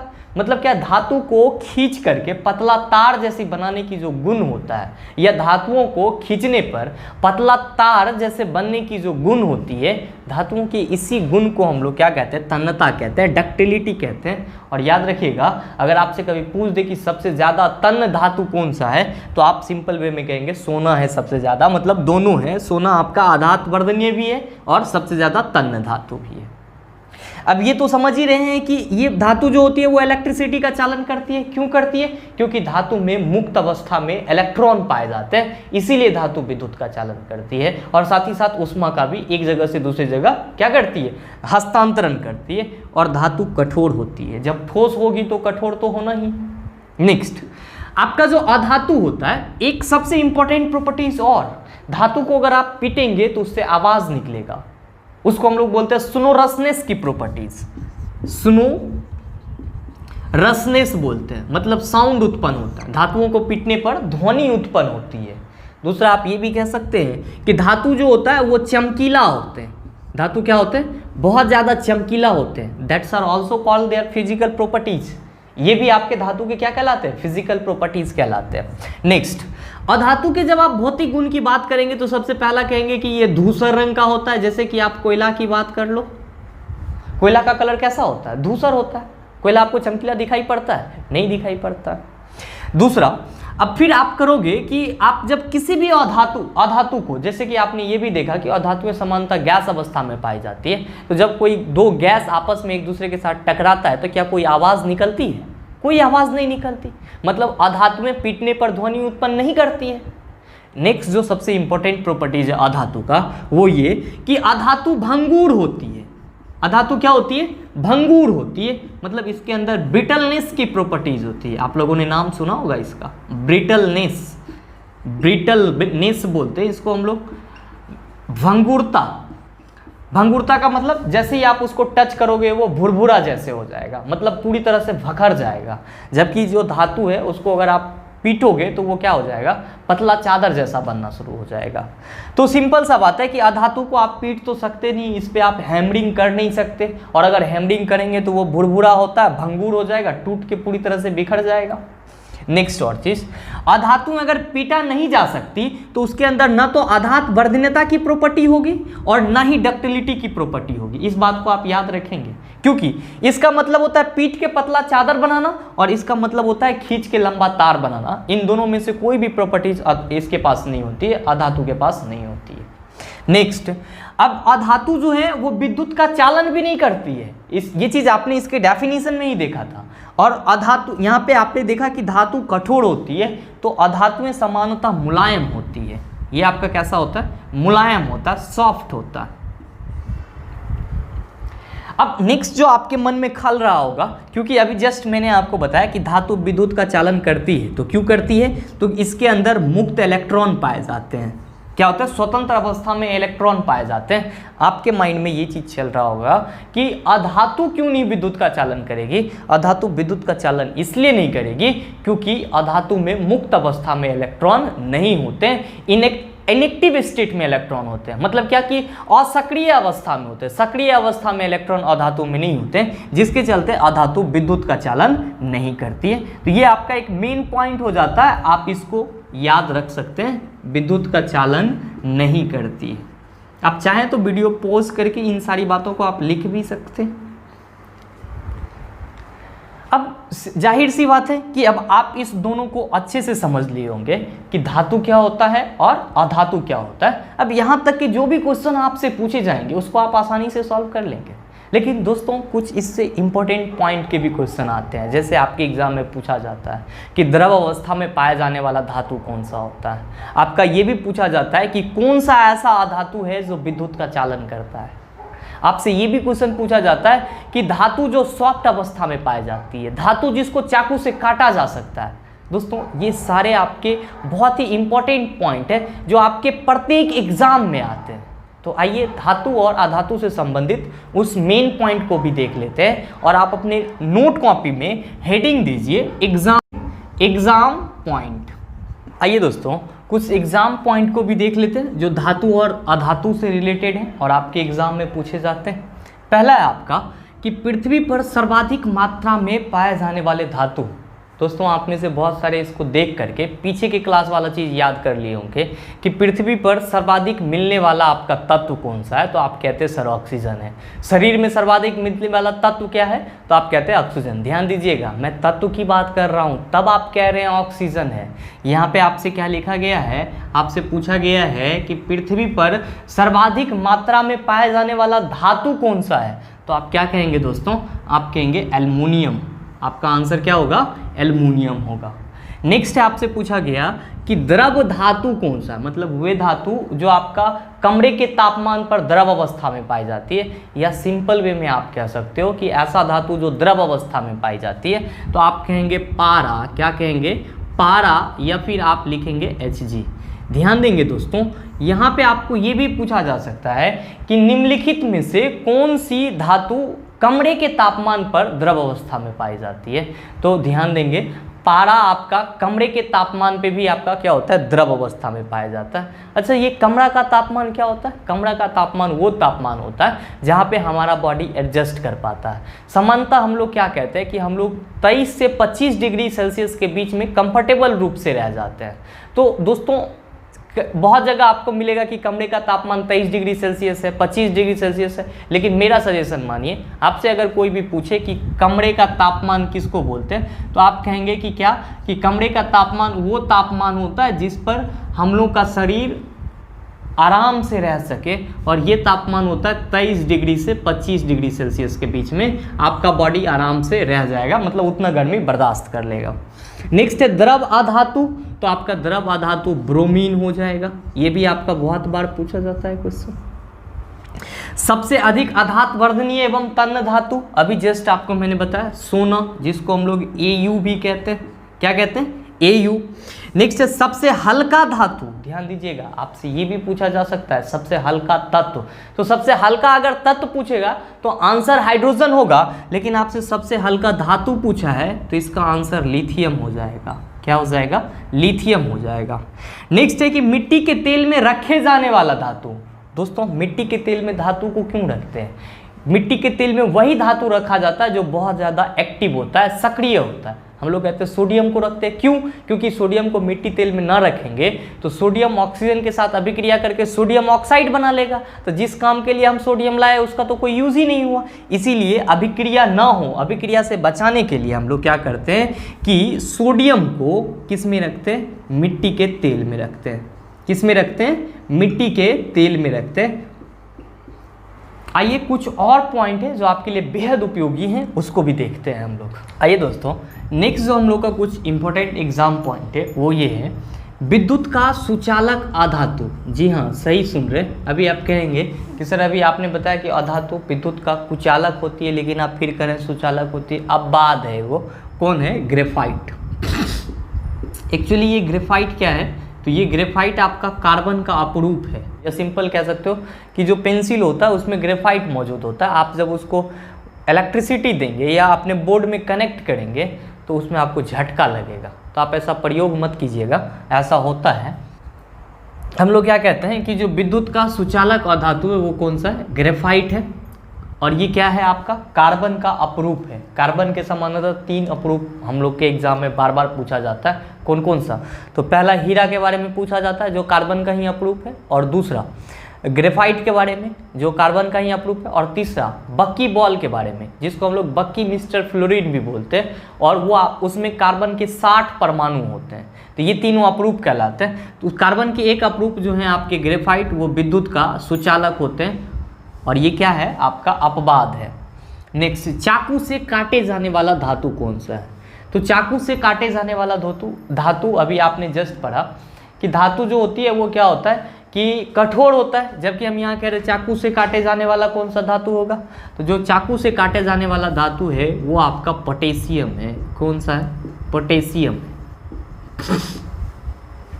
नेक्स्ट है धातुओं का राजा, तो सबसे ज्यादा महंगा कौन सा है, सोना, तो सोना धातु का राजा है आपका, गोल्ड जिसको हम लोग कहते हैं। धातु जो स्वतंत्र अवस्था में पाई जाती है, एक चीज़ और याद रखेंगे, सोना में कभी देखे हैं जंग लगते हुए? नहीं लगता है। काहे नहीं लगता? क्योंकि ये मुक्त अवस्था में पाया जाता है। तो आपका धातु जो स्वतंत्र अवस्था में या मुक्त अवस्था में पाया जाता है कौन सा है? सोना है। कंप्यूटर में प्रयुक्त आईसी चिप, आईसी चिप का फुल फॉर्म होता है इंटीग्रेटेड सर्किट। अगर लिखना चाहें तो लिख सकते हैं इंटीग्रेटेड सर्किट। और कंप्यूटर में प्रयुक्त आईसी चिप्स के निर्माण में शामिल उपधातु कौन से हैं? दोस्तों ये भी आपके एग्जाम में बार बार पूछे जाते हैं। आप क्या कहेंगे? सिलिकॉन। क्या कहेंगे? Silicon SI। और जिस तरह से मैंने आपको चार्ट बनाया है उस तरह से आप चाहें तो कॉपी में बना सकते हैं। बस ध्यान से समझिएगा, आपको आपके एग्ज़ाम के लिए टोटल 1 से लेकर के 30 तक के तत्वों का परमाणु संख्या, उसका नाम, सिंबल और परमाणु भार याद रखना है। इससे ज़्यादा का नहीं। इसी में आपका सारा कंपटीशन हो जाएगा।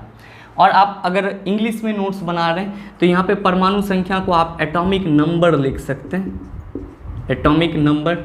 और परमाणु भार बोले तो एटॉमिक मास लिख लीजिए वहीं पे। और तत्व के नाम तो नेम ऑफ एलिमेंट, और संकेत को आप सिंबल लिख लें। संकेत को हम लोग सिंबल कहते हैं। चलिए अब इसको हम लोग देखिएगा, याद आप बहुत आसानी से रख सकते हैं, आसानी से। जैसे जैसे ये सीरियली में लिखा हुआ है मैं इसको नंबर दे देता हूँ, उसी तरह से 1 2 3 4 5 6 7 और 8, ये टोटल आपके कितने हो गए? 8 हो गए। अब आप यहाँ पे देखिए कि हाइड्रोजन आपका पहला नंबर पे है, हीलियम दूसरा नंबर पे, लिथियम तीसरा नंबर पे, बेरिलियम चौथा पे, बोरॉन 5वां पे, कार्बन 6ठा पे, नाइट्रोजन 7वां पे, ऑक्सीजन 8वां पे। ये इस तरह से दोस्तों, यही इसकी परमाणु संख्या का भी क्रम है। और यही 1 2 3 इन सारे तत्वों का परमाणु संख्या भी होता है। मतलब क्या कि अगर आपसे पूछे कि हाइड्रोजन की परमाणु संख्या कितनी होगी तो आप कहेंगे 1।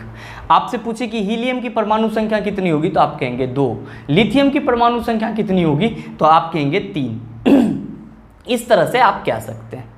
अब जब हम लोग इसके सिंबल की बात करते हैं तो कहते हैं सर सिंबल जो है, हाइड्रोजन के लिए हम लोग H लिखते हैं। क्या लिखते हैं? H। हीलियम के लिए हम लोग He लिखते हैं। और लिथियम के लिए हम लोग Li लिखते हैं। बेरिलियम के लिए हम लोग Be लिखते हैं। बोरॉन के लिए हम लोग B लिखते हैं। कार्बन के लिए C लिखते हैं। नाइट्रोजन के लिए N लिखते हैं। और ऑक्सीजन के लिए हम लोग O लिखते हैं। ऑक्सीजन के लिए क्या लिखते हैं? O लिखते हैं। अब आप यहाँ पे देख रहे होंगे कि हाइड्रोजन जो आपका पहला तत्व है, इसकी परमाणु संख्या कितनी होती है? 1 होती है। और इसका सिंबल कितना होता है? सिंबल क्या होता है? तो H होता है। दोस्तों आपको मैं बता दूं, ऐसे मैं इस चीज़ को आपको एटम्स, मॉलिक्यूल्स और आयन के चैप्टर में भी थोड़ा सा बताऊंगा वहाँ पे। लेकिन उससे पहले एक चीज़ और कि अगर आपसे आपके एग्ज़ाम में, क्योंकि हाल फिलहाल में जो बच्चे कंपटीशन का एग्ज़ाम दे रहे होते हैं या तैयारी कर रहे होते हैं, वो एग्ज़ाम किसी न किसी एग्ज़ाम में बैठते रहते हैं। तो अगर आपसे ये पूछा जाए आपके एग्ज़ाम में कि आधुनिक सिंबल के जनक कौन थे तो आप कहेंगे जे बर्जीलियस थे। कौन थे? जे बर्जीलियस है। अब आपके दिमाग में आएगा कि सर इसके परमाणु भार को कैसे याद रखें। मैं आपको बताऊं कि किसी भी तत्व का जो परमाणु भार होता है लगभग में उसके परमाणु संख्या का 2 गुना होता है। ध्यान दीजिएगा, मैंने क्या बोला कि किसी भी तत्व का जो परमाणु भार होता है लगभग में उसके परमाणु संख्या का 2 गुना होता है। अब आप कहेंगे सर 2 गुना कैसे होता है? कुछ एक के लिए मैंने लगभग पीछे में लगा दिया है, इसीलिए पूरा कंफर्म नहीं हो जाना। जैसे कि पहले की अगर हम बात करें हाइड्रोजन की, तो हाइड्रोजन का परमाणु भार होता है 1 और इसकी परमाणु संख्या कितनी होती है? 1। तो आप इस चीज़ को याद रख सकते हैं कि हाइड्रोजन का परमाणु भार भी 1 होता है और परमाणु संख्या भी कितनी होती है? 1 होती है। अब हीलियम है, मैंने आपको बोला कि लगभग में 2 गुना होती है, तो 2 दूना 4। हीलियम का जो परमाणु भार होता है वो होता है 4। लिथियम का परमाणु भार होता है आपका, आप कहेंगे सर इसका 2 गुना करेंगे तो 6 हो जाएगा, लेकिन नहीं, कुछ एक एक्सेप्शन है जिसको आपको याद रखना होगा। लिथियम का परमाणु भार होता है कितना? 7 होता है। कितना होता है? 7। बेरिलियम का परमाणु भार होता है 9। बेरिलियम का कितना होता है? 9। बोरॉन का होता है 11। क्या होता है? 11। कार्बन का कितना होता है? 12 होता है। नाइट्रोजन का कितना होता है? 14 होता है। ऑक्सीजन का कितना होता है? 16 होता है। दोस्तों देख रहे होंगे कि यहाँ पे आपको सारे चीज़ का मिश्रण मिल गया होगा। कुछ के होते भी हैं, कुछ के नहीं भी होते हैं, कुछ के उसके 2 गुने से 1 ज़्यादा होता है। तो आप इसको याद कैसे रख सकते हैं? सबसे बड़ा मुद्दा ये है, ये मुद्दा ये नहीं है कि इसके होते हैं या नहीं होते हैं, ये तो बुक में भी दिया हुआ है, जो भी बुक लेंगे आपको सब में मिल जाएगा। लेकिन इसको याद कैसे रखा जाए, सबसे बड़ा मुद्दा ये है दोस्तों। जब आप इसको याद रखने की बात करते हो तो क्या कहते हैं कि इसको आप ऐसे पढ़िए मेरे साथ, hydrogen 1-1, helium 2-4, lithium 3-7, beryllium 4-9, boron 5-11, carbon 6-12, nitrogen 7-14, oxygen 8-16, fluorine 9-19।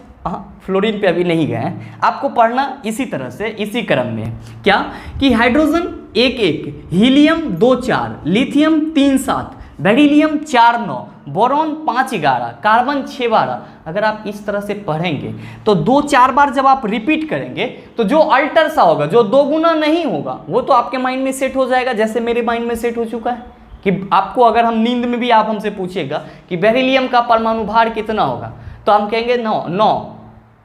कितना कहेंगे? 9। लेकिन आपसे कोई पूछेगा, अगर आप इसको रिपीट नहीं किए तो आप कहेंगे अच्छा सर तो बताए थे कि परमाणु संख्या का 2 गुना होता है, तो 4 दूना 8 क्या देंगे, तो गलत हो जाएगा। इसके लिए क्या करना होगा आपको कि 2-3 बार इसको रिपीट कीजिए। Hydrogen 1-1, helium 2-4, lithium 3-7, beryllium 4-9, boron 5-11, carbon 6-12, इस तरह से, तो आपको बिल्कुल आसानी से याद रहेगा। ऐसे आप याद रखने के लिए ये याद रख सकते हैं कि किसी भी तत्व का जो परमाणु भार होता है वो उसके परमाणु संख्या का 2 गुना होता है, लगभग में। मैं पूर्ण रूप में नहीं कह रहा हूँ, लगभग में। और आप यहाँ पे देख भी पा रहे हैं कि कार्बन 6-12, नाइट्रोजन 7-14, ऑक्सीजन 8-16, इस तरह से होता है। आइए अब हम से आगे की बात कर लें। आइए दोस्तों, नेक्स्ट जो है हम लोग फिर वही करेंगे, इसको पूरे क्रम से आप भी वही कीजिएगा। उम्मीद करते हैं कि वहाँ पीछे के जो भी चीज़ थे उसको आप लोगों ने कॉपी पे लिख लिया होगा। अब हम लोग फ्लोरीन की बात करते हैं। फ्लोरीन का परमाणु संख्या होता है 9, नियॉन होता है 10, सोडियम होता है 11, मैग्नीशियम 12, एल्युमिनियम होता है 13, सिलिकॉन का परमाणु संख्या 14, फास्फोरस का 15, सल्फर का 16। आप इस तरह से इसको लिख ली। अब है कि सर इसका सिंबल क्या होगा, तो फ्लोरीन का सिंबल होता है दोस्तों F। किससे रिप्रेजेंट करते हैं? F से। नियॉन का सिंबल होता है Ne। क्या होता है? Ne। सोडियम का सिंबल, अब आप कहेंगे सब में आप तो ले रहे हैं जो उसका इंग्लिश का लेटर है उसको, लेकिन आप सोडियम में Na ले लीजिएगा। ये कैसे कर दीजिएगा, तो बाबू सोडियम, यहाँ पे सोडियम का जो Na सिंबल है ये इसके लैटिन नेम नाइट्रियम से लिया गया है। किससे लिया गया है? नाइट्रियम से। इसीलिए हम लोग सोडियम का सिंबल Na देते हैं। पढ़ेंगे हम लोग कि लैटिन नेम भी क्या होता है, लेकिन अगले किसी सेशन में। मैग्नीशियम है तो इसका सिंबल हम लोग Mg लिखते हैं। एल्युमिनियम है तो इसका सिंबल हम लोग Al लिखते हैं। सिलिकॉन है, सिंबल हम लोग Si लिखते हैं। फास्फोरस है, सिंबल हम लोग P लिखते हैं। सल्फर का सिंबल हम लोग S लिखते हैं। अब सवाल उठता है कि सर इन सारे का परमाणु भार क्या होगा, एटॉमिक वेट क्या होगा। दोस्तों फ्लोरीन का परमाणु भार होता है 19। कितना होता है? 19। आपका नियॉन है, इसका परमाणु भार होता है 20। सोडियम का परमाणु भार होता है 23। मैग्नीशियम का 24। एल्युमिनियम का 27। सिलिकॉन का 28। फास्फोरस का 31। सल्फर का 32। अब आप कहेंगे कि इसमें ना हो रहा है सर 2 गुना वाला। ऑब्वियसली इसमें भी हो रहा है 2 गुना वाला। आप ध्यान से देखिए कि फ्लोरीन 9-19 इसको पढ़ेंगे हम लोग, नियॉन 10-20 पढ़ेंगे, सोडियम 11-23 पढ़ेंगे। देखिए मैग्नीशियम 12-24। अच्छा एक चीज़ और गौर कीजिएगा, ये एक ट्रिक है। अगर आप बहुत ज़्यादा प्रीवियस क्वेश्चन पढ़े होंगे तो आपके एग्जाम में उसी परमाणु के परमाणु भार पूछा जाता है जो लगभग में उसका 2 गुना होता है। जनरली आपको मिलता होगा मैग्नीशियम का परमाणु भार कितना होता है, नियॉन का परमाणु भार कितना होता है, सल्फर का परमाणु भार कितना होता है, फास्फोरस का परमाणु भार कितना होता है। तो ये सब चीज़ें मिलता है। 1-2 आपको मिलेंगे जो अटपटांग, जैसे कि फास्फोरस का पूछ दिया तो 15-31, हम लोग गड़बड़ा जाते हैं 15-30 में। सल्फर पूछ दिया तो डिट्टो आप मार दीजिए 16-32, क्योंकि सल्फर का परमाणु संख्या कितना 16 और इसका परमाणु भार कितना होता है 32। तो ये भी एक सीक्रेट है एग्जाम पॉइंट ऑफ व्यू से, अगर आप सोचते हो तो उस हिसाब से इसको आप केयर कर सकते हो। वहाँ पे नियॉन आपका हो जाएगा 10-20, सोडियम 11-23, मैग्नीशियम 12-24, एल्युमिनियम 13-27 आपका, कहीं कहीं पे आपको 26 भी लिखा हुआ मिलेगा, तो घबराना नहीं है, चलेगा। सिलिकॉन 1428 सिंबल SI याद रखेंगे। फास्फोरस 1530 आपके हिसाब से, क्योंकि मैंने 2 गुना बोला था, लेकिन होता कितना है 31, तो इस चीज़ को आप माइंड में सेट करके रखेंगे। सल्फर 1632 ऐसे इसको याद रख सकते हैं। नेक्स्ट और हम लोग देख लेते हैं, क्योंकि मैंने आपको बोला कि 1 से 30 तक आपको ज़रूरत है। एक चीज़ और, सिंबल आप लोग याद करते जाइएगा इसका, और एक चीज़ इसका शॉर्ट ट्रिक का आशा मत रखिएगा, क्योंकि शॉर्ट ट्रिक आपको ज़्यादा देर तक आपकी माइंड में रहेगा नहीं। मेरे ख्याल से आप जब केमिस्ट्री का अभी शुरुआत है, जब तक आपका लेसन कोर्स कंप्लीट होगा, क्योंकि जब आप कोर्स लिए हो तो एक दिन में आप विद्वान नहीं बन जाएंगे। तो अगर आप कोर्स लिए हैं केमिस्ट्री का और वाकई में सीखना चाहते हैं, तो मैं जितने भी चीज़ आपको करवा रहा हूँ उन सारे को आप बार बार रिवीजन करते रहिएगा, रिपीट करते रहिएगा। मैं उम्मीद दिलाता हूँ कि 5 महीना में आपका साइंस इस तरह से ऐसा हो जाएगा कि आपको लगेगा कि एग्ज़ाम में जो हम बैठ रहे हैं उसमें क्वेश्चन इजी आ रहा है, या फिर जो क्वेश्चन आ रहा है वो सारे क्वेश्चन हमको आ रहे हैं। तो मेरा यही होगा कि धरफरा के या ट्रिक के पीछे इसको नहीं भागेगा कि इसको कैसे याद रखें। जैसे मैं आपको बता रहा हूँ जो तरीका, उसको आप बार बार रिपीट करके घर में प्रैक्टिस कीजिएगा, तो वो आपका आसानी से याद हो जाएगा। क्योंकि हमेशा याद रखिएगा दोस्तों कि practice makes a man perfect. कोई एक दिन में आपका कुछ नहीं हो जाता, तो रिपीट करना आपके लिए ज़रूरी है। तो आइए कुछ और देखते हैं हम लोग। नेक्स्ट जो है हम लोग का, फिर हम लोग वही काम करेंगे। पहले इसका जो भी सीरियली नंबर है उसको देख लेंगे। 16 तक हमने पिछले स्लाइड में बात किया था। अब हम लोग 17 की बात करेंगे। 17, 18, 19, 20, 21, 22, 23। दोस्तों ये क्या हो गया आपका? ये हो गया परमाणु संख्या। किसका? क्लोरीन का परमाणु संख्या 17, आर्गन का परमाणु संख्या 18, पोटेशियम का परमाणु संख्या 19, कैल्शियम का 20, स्कैंडियम का 21, टाइटेनियम का 22, वैनेडियम का कितना हो गया आपका? 23 हो गया। अब आप कहेंगे सर परमाणु संख्या तो इस तरह से याद हो जाएगा, अब इसके सिंबल क्या होंगे? क्योंकि हम लोगों के लिए यहाँ तक बहुत आसान होता है, बचपन से पढ़ते आ रहे होते हैं आर्गन तक। क्या कहते हैं कि क्लोरीन के लिए जो सिंबल होता है वो हम लोग Cl यूज़ करते हैं, आर्गन के लिए Ar यूज़ करते हैं। और आपको मैं बता दूं कि आर्गन आपका गैस है। पोटेशियम के लिए हम लोग K यूज़ करते हैं, भैया वही लेटिन नेम। पोटेशियम का लेटिन में नाम क्या होता है? कैलियम होता है, जिससे हम लोग K लाते हैं इसका। और कैल्शियम को हम लोग Ca से रिप्रेजेंट करते हैं, स्कैंडियम को Sc से। दोस्तों ये सब चीज़ आपके बार बार आपके एग्जाम में पूछे जाते हैं। स्कैंडियम का सिंबल पूछ लिया जाता है, कभी एटॉमिक मास पूछ लिया जाता है, कभी वैनेडियम का पूछ लिया, कभी टाइटेनियम का पूछ लिया। तो ये सब चीज़ पूछा जाता है, इस पे कंसंट्रेट करेंगे। स्कैंडियम Sc, टाइटेनियम तो Ti। अच्छा आप देख रहे होंगे एक चीज़ और कि सिंबल लिखना बहुत आसान है ना, कि जो उसके इंग्लिश लेटर हैं उसके शुरुआत के जो मेन इंपॉर्टेंट लेटर होते हैं उसको लेकर के हम लोग लिख दे रहे हैं। तो वैनेडियम का क्या हो जाएगा? V हो जाएगा। क्या हो जाएगा? V हो जाएगा। अब आप तो ये समझ गए होंगे कि सर ये तत्व का नाम है, उसका अंग्रेजी में नाम है और ये सिंबल है। जरा सा ये बताओ कि सर इसका परमाणु भार क्या होगा? दोस्तों जब आप क्लोरीन की परमाणु भार की बात करते हैं तो आप याद रखेंगे 35.5। हाँ गड़बड़ाइएगा नहीं आप लोग कि आप 35.5 लिख रहे हैं। 34 अभी जस्ट पीछे बताए थे, 34 भी होता है, 35.5 भी होता है, 37 भी होता है। एक्चुअली उनके समस्थानिकों का अलग अलग है, लेकिन जो सबसे ज़्यादा वैल्यूएबल है उसको हम लोग 35.5 के रूप में लेते हैं। अब कहिएगा कैसे ऐसे कैसे मान लें? आपका बात बच्चा है, मन में आ सकता है, स्टूडेंट है, मन में आ सकता है ये ख्याल, क्योंकि आप विद्यार्थी अगर हैं तो आपके मन में जिज्ञासा उठनी चाहिए। तो देखिए होता क्या है कि हम लोग कहते हैं कि सर किसी भी तत्व का जो परमाणु भार लेते हैं वो कार्बन 612 के सापेक्ष लेते हैं। ऐसा क्यों कहते हैं? ऐसा इसलिए कहते हैं कि कार्बन 612 जो है आपका, उसमें इक्वल नंबर ऑफ प्रोटॉन है और इक्वल नंबर ऑफ क्या है आपका? न्यूट्रॉन है, इसीलिए हम लोग उसका लेते हैं। ठीक उसी तरह जो क्लोरीन का समस्थानिक 1735.5 वाला है वो कुछ ज़्यादा वैल्यूएबल है, कुछ ज़्यादा मानक है, इसीलिए हम लोग क्लोरीन का परमाणु भार 35.5 याद रखते हैं। वरना याद रखने के लिए तो हम 34 भी याद रख सकते हैं और 37 भी याद रख सकते हैं। चलिए नेक्स्ट, आर्गन का एटॉमिक मास कितना होगा? भैया सीधे सीधे आप 40 याद रख लेना। किसका किसका आप याद रखोगे? 40। तो आर्गन का, पोटेशियम का 40 और कैल्शियम का 40। दोस्तों यहाँ से आपको एक और इम्पोर्टेंट बात निकल के आ जाएगी कि आर्गन, पोटेशियम और कैल्शियम तीनों ही क्या हैं, संभारिक हैं, आइसोबार हैं। आप इस चीज़ को याद रख सकते हैं, तीनों ही क्या हैं आपके, संभारिक हैं। क्यों? क्योंकि परमाणु संख्या देख रहे हैं क्या है, अलग अलग है, लेकिन परमाणु भार समान है। तो ऐसे तत्वों को हम लोग संभारिक आइसोबार कहते हैं। ठीक है। अब है एस्केंडियम। अब एस्केंडियम का तो सिंबल होता है Sc। अब बताओ सर इसका द्रव्यमान कितना होगा? तो एस्केंडियम के लिए हम लोग कहते हैं सर इसका द्रव्यमान 45 होता है। कितना होता है? 45 होता है।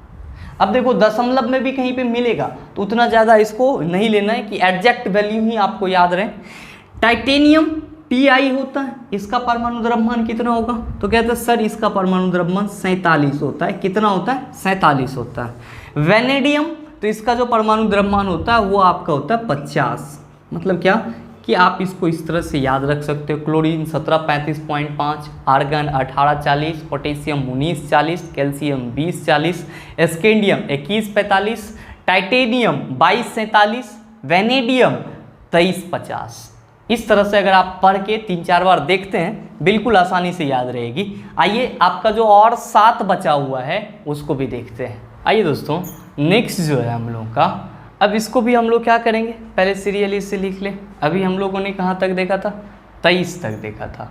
अब हम बात करते हैं क्रोमियम 24, मैग्नीशियम आपका, मैग्नीज आपका क्या हो जाएगा 25, आयरन का परमाणु संख्या 26, कोबाल्ट आपका 27, निकेल 28 और कॉपर कितना हो गया 29 और जिंक आपका 30।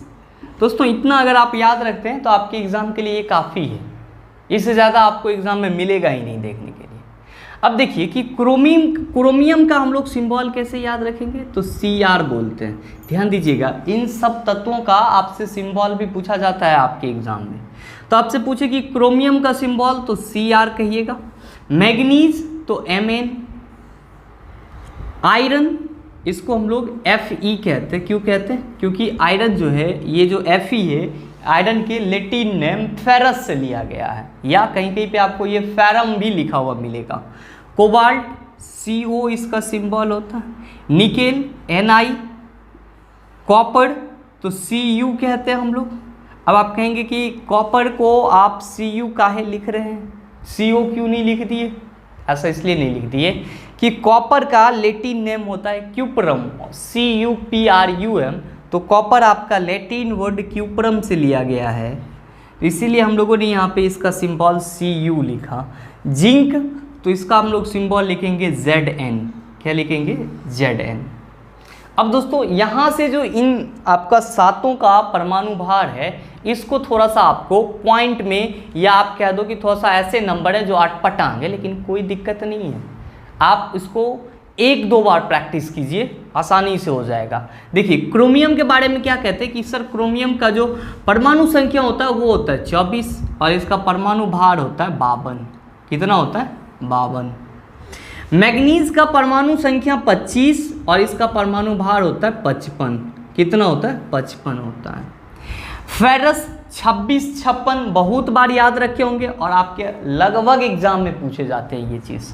तो आयरन का परमाणु संख्या 26, सिंबल आपका Fe और इसका जो भार होगा वो कितना होगा? 56 होगा। आपसे पूछा जाए कि कोबाल्ट का परमाणु संख्या, तो आप कहेंगे सर 27 और क्या, आप कहेंगे सर 27 के बाद 59। कितना? 59।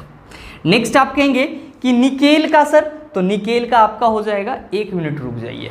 आइए एक्चुअली यहाँ पे ये कंफ्यूज हो रहे थे कि कोबाल्ट का 59 कह रहे हैं और निकेल का 58.7 होता है। ऐसे क्या होता है देख लीजिए कि निकेल का हम लोग कहते हैं कि इसका 58.7 है और कोबाल्ट का मैंने 59 इसलिए लिखा क्योंकि इसका जो एक्चुअल में बीट होता है वो होता है आपका 58.9, इसीलिए मैंने यहाँ पे 9 था पॉइंट के बाद, तो मैंने 1 बढ़ा करके इसको 59 याद किए हुए। तो ये चीज़ देख रहा था, आपका दोनों सही है। नेक्स्ट निकेल के बारे में क्या कहेंगे? 58.7। कॉपर है तो कॉपर के बारे में क्या कहते हैं सर? कॉपर के बारे में कहते हैं सर इसका जो परमाणु द्रव्यमान होता है वो होता है 63। कितना होता है? 63। बहुत बार आपके एग्जाम में पूछा जाता है ये क्वेश्चन कि कॉपर का परमाणु भार क्या होगा। नेक्स्ट आपसे जब जिंक का परमाणु भार पूछा जाए तो आप कहेंगे सर 65। कितना होता है सर? 65। दोस्तों आपके जो कुछ मोस्ट इंपॉर्टेंट आपके एग्जाम में क्वेश्चन देखने को मिलते हैं वो जिंक से मिलते हैं, कॉपर से देखने को मिलते हैं, निकेल से मिलते हैं, कोबाल्ट से देखने को मिलते हैं, आयरन से देखने को मिलते हैं। कभी कभी आपका मैग्नीशियम भी पूछ लिया जाता है और कभी कभी आपका क्रोमियम भी आ जाता है। तो ये सारे हिट लिस्टेड हैं, इसको आप जितना ज़्यादा पढ़ेंगे मेरे ख्याल से वो उतना ज़्यादा आपके लिए बेनिफिशियल होगा। अब आपके मन में सवाल उठेगा कि सर आपने बहुत सारा तो बताया यहाँ पे, चलो ठीक है इसको याद कर लेंगे, याद रखना ज़रूरी भी है, लेकिन आप बीच बीच में कुछ का लैटिन नेम बोल दे रहे हो, तो एक बार उसका पूरा लैटिन नेम करवा ही दो। तो अगर आप लिखने के लिए इच्छुक हैं तो लिख ही लीजिए। दोस्तों अब आप अपनी कॉपी में कुछ तत्वों के लैटिन नेम, ऐसा मैं आपको इसलिए लिखवा दे रहा हूँ कि अगर आप रिसेंटली कोई एग्ज़ाम दो तो उसमें आपको बहुत ज़्यादा ये फ़ायदा कर जाए। और ऐसे भी जब अगर आप तत्व को समझ रहे हो तो आगे आप बार बार केमिकल रिएक्शन देखोगे, कंपाउंड देखोगे, तो वहाँ पे ये सब चीज़ याद रखना बहुत ज़रूरी है। दोस्तों जब हम सोडियम की बात करते तो इसको इंग्लिश में तो हम लोग अभी जस्ट देखा आपने कैसे लिख रहे थे, लेकिन सिंबल हम लोग क्या कहते हैं सर? इसका Na होता है। क्या होता है? Na। तो एक्चुअली सोडियम जो है वो इसका जो लैटिन वर्ड है वो है नाइट्रियम। कौन सा वर्ड है? नाइट्रियम। अगर आप लिखना चाहें तो लिख सकते हैं, और इसी के सिंबल Na से इसको हम लोग रिप्रेजेंट करते हैं। पोटेशियम, तो इसको तो हम लोग POTTASIUM पोटेशियम लिख देते हैं, लेकिन ये आपका इसका जो सिंबल है वो लैटिन नेम केलियम से आया है। किससे आया है? केलियम से। और इसका सिंबल क्या होता है? के होता है। आयरन है दोस्तों, इसको हम लोग लोहा बोलते हैं हिंदी में, लेकिन हम लोग इसके सिंबल को F ही लिखते हैं। एक्चुअली इसका जो लैटिन नेम है वो फेरस से आया है, और जिसको हम लोग FE लिखते हैं सिंबल में। तांबा है दोस्तों, इसको हम लोग कॉपर तो बोलते हैं ज़रूर, लेकिन लिखते हैं इसके सिंबल के रूप में क्या? Cu, क्योंकि ये जो Cu है ये कौन से वर्ड से आया है? क्यूपरम वर्ड से आया है। कौन से वर्ड से आया है? क्यूपरम वर्ड से। सोना को हम लोग ज़रूर सोना बोलते हैं, लेकिन केमिकल दृष्टिकोण से ये कैसे जाना जाता है? ये जाना जाता है ऑरम के नाम से, जो इसका लैटिन नेम है, और इसीलिए सोना का जो सिंबल होता है वो AU होता है। चांदी को हम लोग अर्जेंटेनम बोलते हैं। क्या बोलते हैं? अर्जेंटेनम।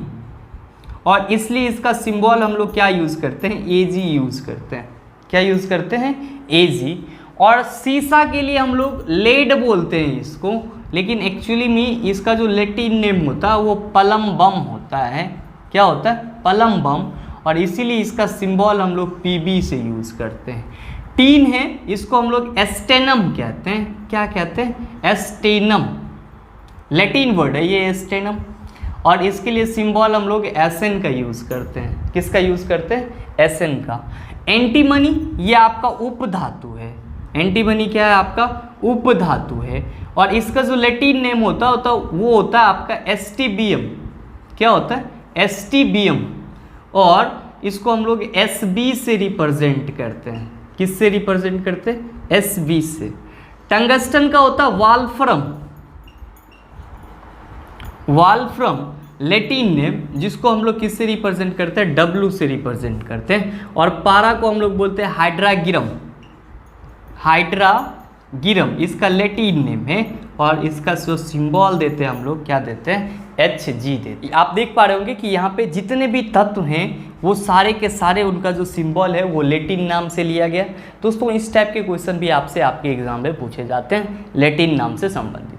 उम्मीद करते हैं कि तत्व के बारे में अब आपके पास पूरा एक कंप्लीट सेक्शन हो गया है, पूरा एक कंप्लीट नॉलेज हो गया है कि तत्व का लैटिन नेम क्या होगा, तत्व के बारे में बेसिक जानकारी क्या होगी, ये सारी चीज़ें। अब हम लोग अगले क्लास में बात करने वाले हैं किसकी? कंपाउंड की बात करने वाले हैं, यौगिक की बात करने वाले हैं। जी हाँ दोस्तों, बहुत ही ये आपका इंटरेस्टिंग सा टॉपिक है आज का भी। और दोस्तों इस कंपाउंड को हम लोग क्या कहते हैं? हिंदी में इस कंपाउंड को यौगिक कहते हैं। यौगिक आप लोगों ने बहुत बार इसका नाम सुना होगा, बहुत तो आप में से जानते भी होंगे इसके बारे में कि यौगिक क्या होता है। चलिए इसकी पहले हम लोग डेफिनेशन की बात कर लेते हैं, उसके बाद आगे की चीज़ों की बात करेंगे। दोस्तों यौगिक के बारे में हम क्या कहते हैं? सिंपल वे में कहते हैं कि यौगिक जो होता है वो 2 या 2 से अधिक तत्वों को एक निश्चित अनुपात में मिलाने के फलस्वरूप बनता है। मतलब ये हुआ कि जब 2 तत्व को एक दूसरे के साथ एक निश्चित अनुपात में, एक फिक्स रेशियो में मिलाया जाए तो एक नए पदार्थ का निर्माण होगा और वही नया पदार्थ मेरा क्या होगा? यौगिक होगा। वही नया पदार्थ मेरा क्या होगा? यौगिक होगा। ध्यान रखिएगा इसमें एक चीज कि जो हम लोगों ने 2 या 2 से अधिक तत्व की बात करा है तो वहां पे तत्व को छोड़ करके यौगिक भी हो सकता है। वो कैसे होता है उसकी चर्चा हम लोग केमिकल रिएक्शन में करेंगे, लेकिन अभी के लिए फिलहाल के लिए आप क्या याद रखेंगे कि जब दो तत्वों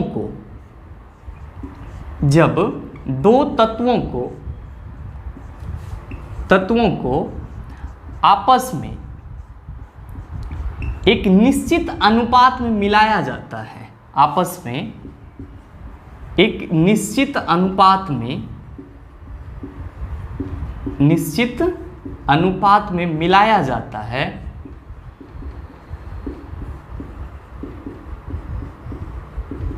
तो यौगिक का निर्माण होता है या यौगिक बनता है।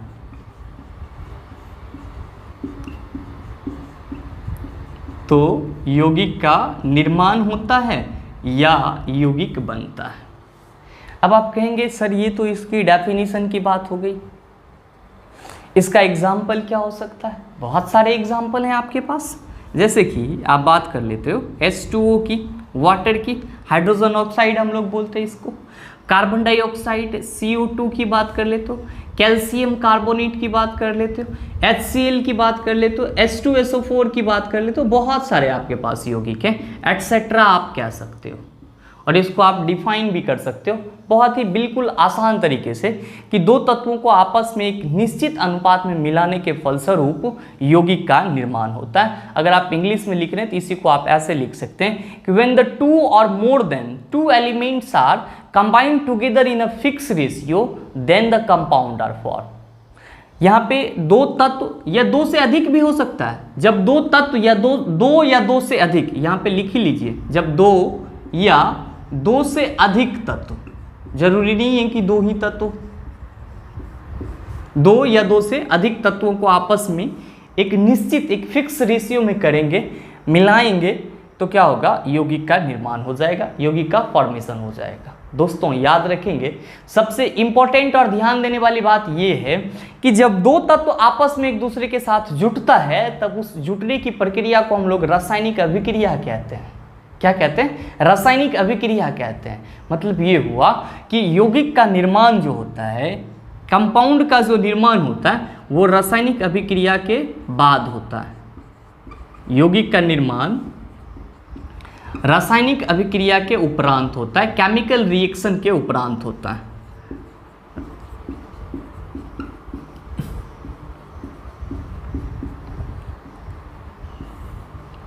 अब जब केमिकल रिएक्शन के बाद यौगिक बनता है तब इस हम लोग यौगिक को एक और नाम से जानते हैं और उसी नाम को हम लोग क्या कहते हैं कि रासायनिक यौगिक कहते हैं, केमिकल कंपाउंड कहते हैं, रासायनिक यौगिक कहते हैं। तो कहीं कहीं पे आपको यौगिक जो है वो रासायनिक यौगिक के रूप में भी लिखा हुआ रहता है।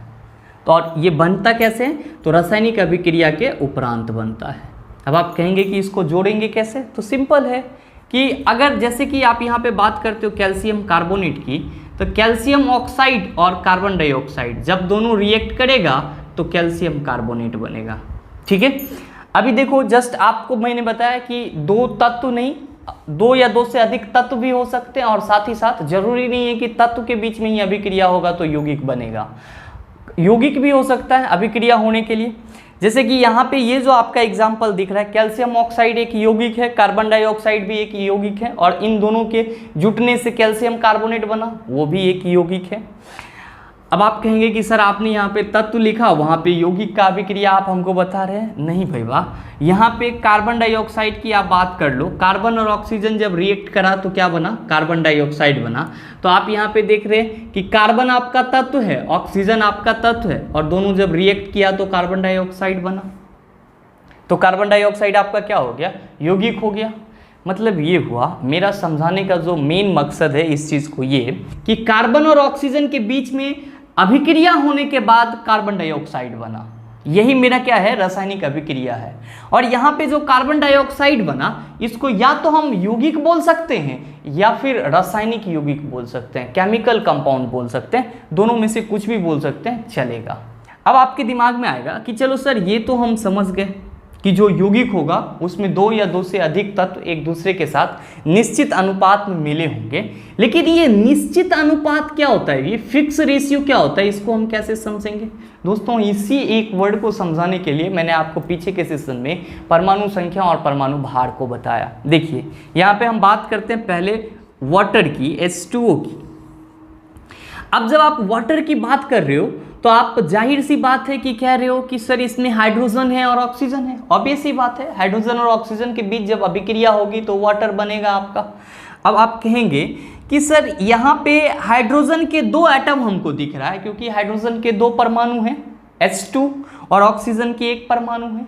हाइड्रोजन के 1 परमाणु का परमाणु द्रव्यमान कितना होता है, 1 होता है। यहाँ पे कितना है, 2 है, तो 1/2 और अनुपात निकाल लेते हैं फिर ऑक्सीजन के साथ। ऑक्सीजन का परमाणु भार कितना होता है, तो आप कहेंगे सर 16 होता है, तो 2:16। यहाँ से हम इसको कट कर देते हैं, 1:8। आप लोगों ने बहुत बार देखा होगा बहुत सारे बुक में कि वाटर में हाइड्रोजन और ऑक्सीजन का रेशियो 1:8 के रेशियो में होता है, 1:8 के रेशियो में होता है। दोस्तों इसी को तो हम लोग निश्चित अनुपात बोलते हैं। अब आप पानी को चाहे तो आप नाले से निकाल के ले आओ, कुआं से निकाल के ले आओ, चापाकल से निकाल के ले आओ, कहीं से भी निकाल के आओ, उसमें हाइड्रोजन और ऑक्सीजन का जो रेशियो होगा वो 1:8 का ही रेशियो होगा। किसका रेशियो होगा, 1:8 का ही रेशियो होगा। अगर हम बात करें कार्बन डाइऑक्साइड की, तो आप कहते हो सर इसका जो कॉन्स्टिट्यूएंट्स, इसके जो अवयवी तत्व हैं, अवयवी तत्व बोले तो जिससे कोई भी यौगिक मिल के बना होता है। जैसे कार्बन डाइऑक्साइड में कार्बन और ऑक्सीजन है, तो कार्बन और ऑक्सीजन कार्बन डाइऑक्साइड के अवयवी तत्व हो गए। ये आप देखे होंगे ना, कोई जो मेडिसिन वगैरह लाते होंगे, दवाई वगैरह लाते होंगे, कफ सिरप वगैरह, तो उस पर इंडिग्रेंट्स या कंपोनेंट्स लिखा हुआ रहता है। मतलब ये हुआ कि वो चीज़ उससे मिलके बना है। तो कार्बन डाइऑक्साइड किससे मिलके बना है, कार्बन और ऑक्सीजन से। तो कार्बन और ऑक्सीजन को हम लोग उसके अवयवी तत्व बोलते हैं, कंपोनेंटल फैक्टर बोलते हैं या कंपोनेंटल एलिमेंट बोलते हैं। अब देखिए यहाँ पे बात करते हैं कार्बन का सर एटॉमिक मास होता है 612, हम लोगों ने कल ही देखा था। ऑक्सीजन का कितना होता है सर, तो ऑक्सीजन के 1 एटम का परमाणु भार होता है 16, 2 एटम है यहाँ पे, तो कितना हो जाएगा सर 32। अब इस दोनों का रेशियो निकाल लेते हैं, 2 छाके 12, 16 दूना 32, 2 तिया 6, 2 अठे 16। मतलब क्या कि कार्बन डाइऑक्साइड में कार्बन और ऑक्सीजन का जो रेशियो है वो 3:8 है, और ये चीज़ फिक्स है। मतलब ये हुआ कि कार्बन डाइऑक्साइड के बनने के लिए हमको 3 भाग कार्बन चाहिए और 8 भाग ऑक्सीजन चाहिए। कितना चाहिए कि 3 भाग कार्बन और 8 भाग ऑक्सीजन। दोस्तों इसी को हम लोग कहते हैं निश्चित अनुपात में। और ये जो निश्चित अनुपात होता है ये क्या होता है, भार के विचार से होता है, क्योंकि आप यहाँ भी परमाणु द्रव्यमान की बात कर रहे हो, किसके, हाइड्रोजन के, ऑक्सीजन के। आप यहाँ पे देख रहे हैं दोनों के परमाणु भार के बीच में ही हम लोगों ने अनुपात निकाला, यहाँ भी परमाणु भार के बीच में ही हम लोगों ने अनुपात निकाला। मतलब हम यहाँ पे कह सकते हैं कि भार के विचार से, किसके विचार से, भार के विचार से। तो दोस्तों आपका इस पे क्वेश्चन बनता है कि किसी यौगिक में भार के विचार से उसके अवयवी तत्व होते हैं तो एक निश्चित अनुपात में होते हैं, एक फिक्स रेशियो में होते हैं। अब सवाल उठेगा आप लोगों के मन में कि आपने बताया था कि सर तत्व को, जो डेफिनेशन आपने डिफाइन करा था उसमें बताया था कि सर तत्व को 2 या 2 से अधिक पार्ट में डिवाइड नहीं कर सकते हैं किसी भी विधि द्वारा, चाहे वो फिजिकल हो, केमिकल हो, कोई भी विधि हो। तो क्या यौगिक को हम लोग उसके अवयवी तत्वों में अलग कर सकते हैं? ऑब्वियसली कर सकते हैं हम लोग। यौगिक को रासायनिक विधि के द्वारा, आप अगर नोट्स बना रहे हैं साथ साथ लिख भी रहे हैं तो लिख सकते हैं कि यौगिक को रासायनिक विधि के द्वारा अलग किया जा सकता है, या रासायनिक विधि से अलग किया जा सकता है। फिजिकल मेथड से नहीं, ना ही कोई मैकेनिकल मेथड्स, मतलब क्या, ना तो कोई आप यांत्रिक विधि या कोई भी भौतिक विधि से आप इसके अवयवी तत्वों को अलग नहीं कर सकते हो। हाँ, अगर आप रासायनिक विधि अपनाते हो तो यौगिक के जो कंपोनेंटल फैक्टर्स हैं, जो अवयवी तत्व हैं, उसको आप अलग कर सकते हो। तो यौगिक को रासायनिक विधि से उसके अवयवी तत्वों को, यहाँ पे यौगिक को लिख दिए, यहाँ पे लिख लीजिए यौगिक के, ठीक है, उल्टा पुल्टा हम लिख ही रहे हैं, ऐसे लिखिए कि यौगिक के अवयवी तत्वों को, यौगिक के अवयवी तत्वों को रासायनिक विधि से अलग किया जा सकता है, केमिकल मेथड से अलग किया जा सकता है, रासायनिक विधि से अलग किया जा सकता है।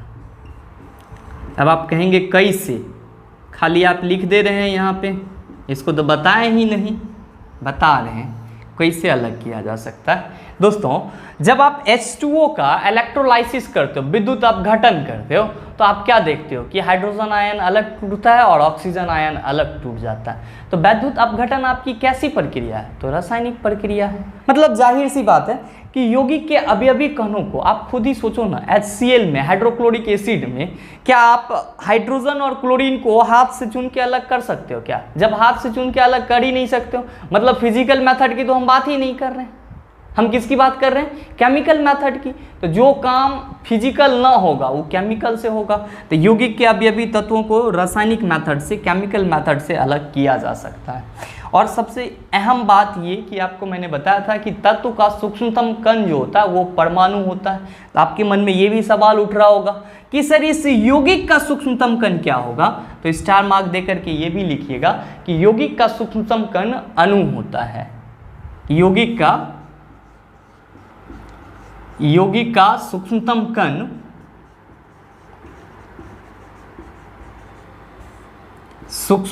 कण अणु होता है। इसको हम लोग मॉलिक्यूल्स बोलते हैं। ध्यान दीजिएगा दोस्तों, ये सब क्वेश्चन आपके एग्जाम में पूछे जाते हैं कि निम्नलिखित में से यौगिक का सूक्ष्मतम कण है। तो यौगिक जब रहे तो वहां पे अणु लगाइएगा, और जब तत्व रहे तब आप वहां पे क्या लगाइएगा? परमाणु लगाइएगा। ये भी क्वेश्चन आपका बनता है और ये भी क्वेश्चन बनता है, और यहाँ के निश्चित अनुपात से भी क्वेश्चन आता है। तो ये 3 क्वेश्चन आपको इससे पूछे जाते हैं।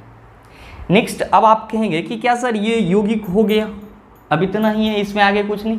इसके आगे भी आपको 2-4 यौगिक के गुण को याद रखना होता है, जो आपके एग्जाम के दृष्टिकोण से बेहद ही महत्वपूर्ण होते हैं। तो आगे का आप हेडिंग दीजिएगा यौगिक के गुण, प्रॉपर्टीज ऑफ कंपाउंड। आइए दोस्तों, अब हम लोग प्रॉपर्टीज ऑफ कंपाउंड, यौगिक के गुण की बात कर लें। देखिए दोस्तों, होता क्या है एक्चुअली कि इसके सारे गुण बस और बस इसके इर्द गिर्द ही घूमते रहते हैं। आप बिल्कुल आसानी से समझ जाइएगा सारी चीज़ों को। जैसे कि मैं यहाँ पे 2-4 एग्जाम्पल लिख दूँ, वाटर का, HCl का, आपके नज़र में रहे कि सर ये सब यौगिक हैं। ऐसे तो बहुत सारे यौगिक हैं। अब पहला जो इसका सबसे अहम गुण ये होता है कि यौगिक का गुण उसके अवयवी तत्वों के गुण से अलग होता है। उसके अवयवी तत्वों के गुण से अलग होता है।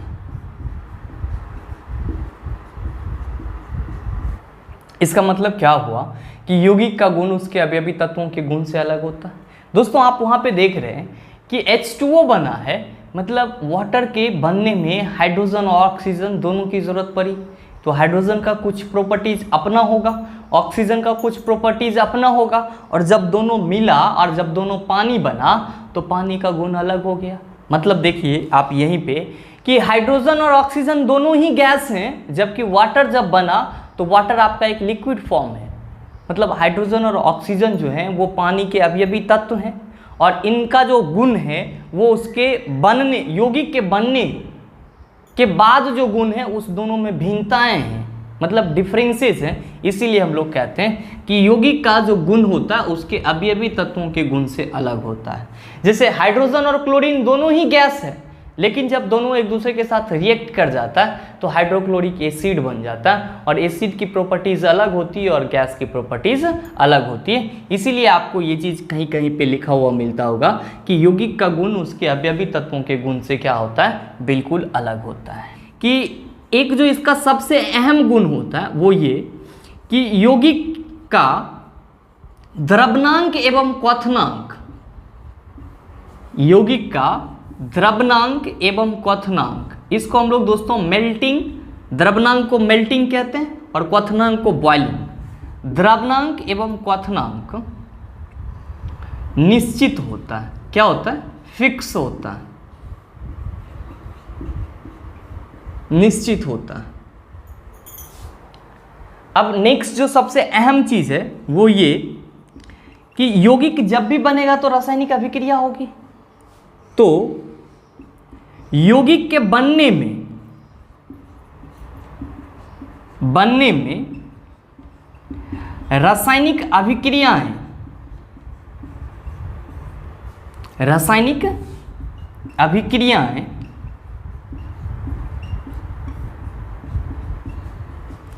या तो ऊर्जा मुक्त करती है, एनर्जी रिलीज करती है, ऊर्जा मुक्त करती है, या फिर ऊर्जा अवशोषित करती है, ऊर्जा अवशोषित करती है। क्या कह रहे हैं कि यौगिक के बनने में रासायनिक अभिक्रियाएं, रासायनिक अभिक्रियाओं में या तो ऊर्जा मुक्त होती है या फिर ऊर्जा अवशोषित होती है। अब आप कहेंगे ये क्या कह रहे हैं? अब आपके मन में ये भी आएगा कि कौन सा ऊर्जा? तो जनरली यहाँ पे हम लोग बात करेंगे उष्मा ऊर्जा की। किसकी बात करेंगे? हीट एनर्जी की, उष्मा ऊर्जा की। मतलब क्या कि यौगिक के बनने में या तो हो सकता है कि उष्मा रिलीज हो या उष्मा अवशोषित हो। दोस्तों इसी टाइप की रासायनिक अभिक्रिया को आप लोगों ने नाम सुना होगा, उष्माशोषी अभिक्रिया या उष्माक्षेपी अभिक्रिया हम लोग कहते हैं।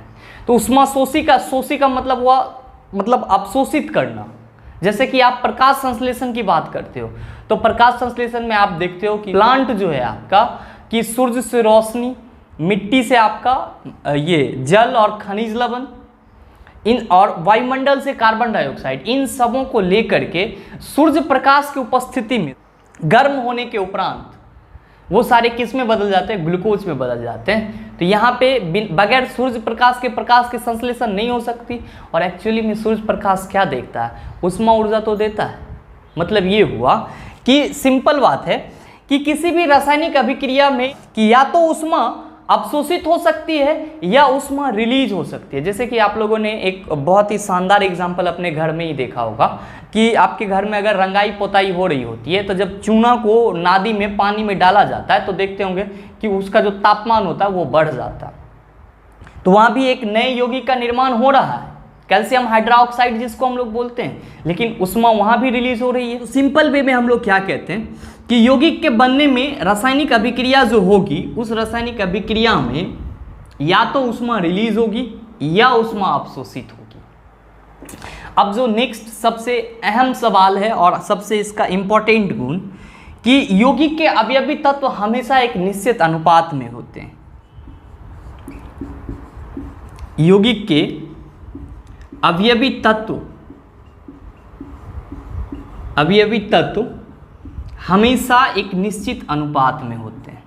ये भी इसका बहुत ही इंपॉर्टेंट प्रॉपर्टीज है, हमेशा एक निश्चित अनुपात में होते हैं।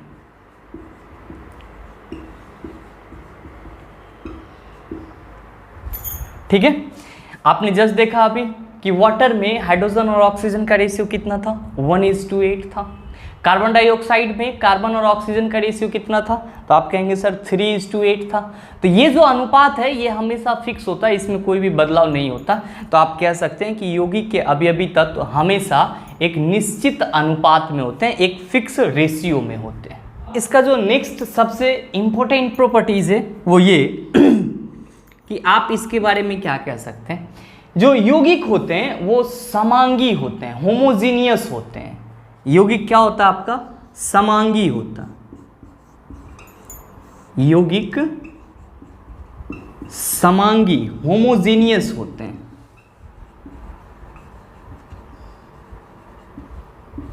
होमोजीनियस होते हैं। अब आप कहेंगे सर ये इसका मतलब क्या हो जाएगा। दोस्तों जब हम लोग यौगिक के समांगी होने की बात करते हैं कि होमोजीनियस होता है, तो इस समांगी का मतलब क्या होता है। इस समांगी के बारे में हम लोग कहते हैं कि ये जो होमोजीनियस लिखा हुआ, इस वर्ड का मतलब होता है कि पूरे सरफेस में सारे गुण का समान होना। जैसे कि मैं आपको एक एग्जांपल दूं इस चीज़ के लिए। आप चाय पीते हैं, तो चाय जब आप कप के ऊपर से पियेंगे तो आपको मीठा लगेगा, क्या नीचे से पियेंगे तो आपको नमकीन लगेगा? ऐसा हो सकता है? नहीं होगा। आप बीच से पियेंगे तो कैसा लगेगा? मीठा ही लगेगा। आप कहेंगे सर क्या बात कर रहे हो, ऐसा पॉसिबल ही नहीं। ऑब्वियसली ऐसा पॉसिबल नहीं है। तो हम लोग क्या कहते हैं कि चाय जो है वो हम लोग का समांगी विलयन है। चाय क्या है? हम लोग का समांगी विलयन है, मतलब उसमें जो मीठापन का टेस्ट है वो उसके पूरे कप में है। ठीक उसी तरह हमने यहाँ पे बात करा कि यौगिक समांगी होते हैं, होमोजीनियस होते हैं। तो इसका मतलब क्या हुआ? इसका मतलब ये हुआ कि अगर आप कहीं पे भी HCl एसिड मान लीजिए रखे हुए हैं, हाइड्रोक्लोरिक एसिड रखे हुए हैं, तो उसके किसी बर्तन में या किसी टेस्ट ट्यूब में रखे हुए हैं, तो अगर यहाँ पे HCl है तो जो गुण HCl यहाँ पे शो कर रहा है वही गुण HCl यहाँ पे भी शो करेगा, वही गुण HCl यहाँ पे भी शो करेगा। मतलब मेरा कहने का मतलब ये हुआ कि कोई भी यौगिक समांगी होता है, इसलिए होता है क्योंकि उसके पूरे सरफेस में या उस पूरे पदार्थ में उसके जो अवयव होते हैं और उसका जो गुण होता है वो क्या होता है? समान होता है, सेम होता है। और दोस्तों उम्मीद करते हैं यहाँ तक कि सारी चीज़ें आप अच्छे से समझ गए होंगे। अगर आपको कंपाउंड के बारे में इतना सारा चीज़ मालूम रहता है तो मेरे ख्याल से आप इससे संबंधित किसी भी क्वेश्चन को आसानी से सॉल्व कर सकते हैं। 2-4 तो इम्पॉर्टेंट क्वेश्चन बनते हैं इस पर। पहला आपका कि यौगिक में उसके अवयवी तत्व किस अनुपात में मिले होते हैं, तो आप कहेंगे सर निश्चित अनुपात में मिले होते हैं। दूसरा, यौगिक का जो द्रवणांक और क्वथनांक होता है वो क्या होता है, तो आप कहेंगे सर निश्चित होता है। तीसरा आप क्वेश्चन की बात कर सकते हैं कि सर यौगिक के बनने में उष्मा ऊर्जा क्या होगी, रिलीज होगी या फिर एब्जॉर्ब होगी या फिर दोनों होगी, क्या हो सकती है? तो मैंने आपको बताया अभी जस्ट कि दोनों हो सकती है। या तो उष्मा ऊर्जा रिलीज हो सकती है, मतलब उत्पन्न हो सकती है, या फिर आपका क्या हो सकता है? अवशोषित हो सकता है, जो कि मैंने फोटोसिंथेसिस का एग्जांपल दिया था। इसके साथ ही आपसे ये भी क्वेश्चन पूछा जा सकता है यौगिक का सबसे सूक्ष्मतम कण कौन सा है, तो आप क्या कहेंगे? यौगिक का सूक्ष्मतम कण अणु होता है। तो इस तरह से सवाल पूछे जाते हैं। उम्मीद करते हैं यहाँ तक कि सारी चीज़ें आप समझ गए होंगे।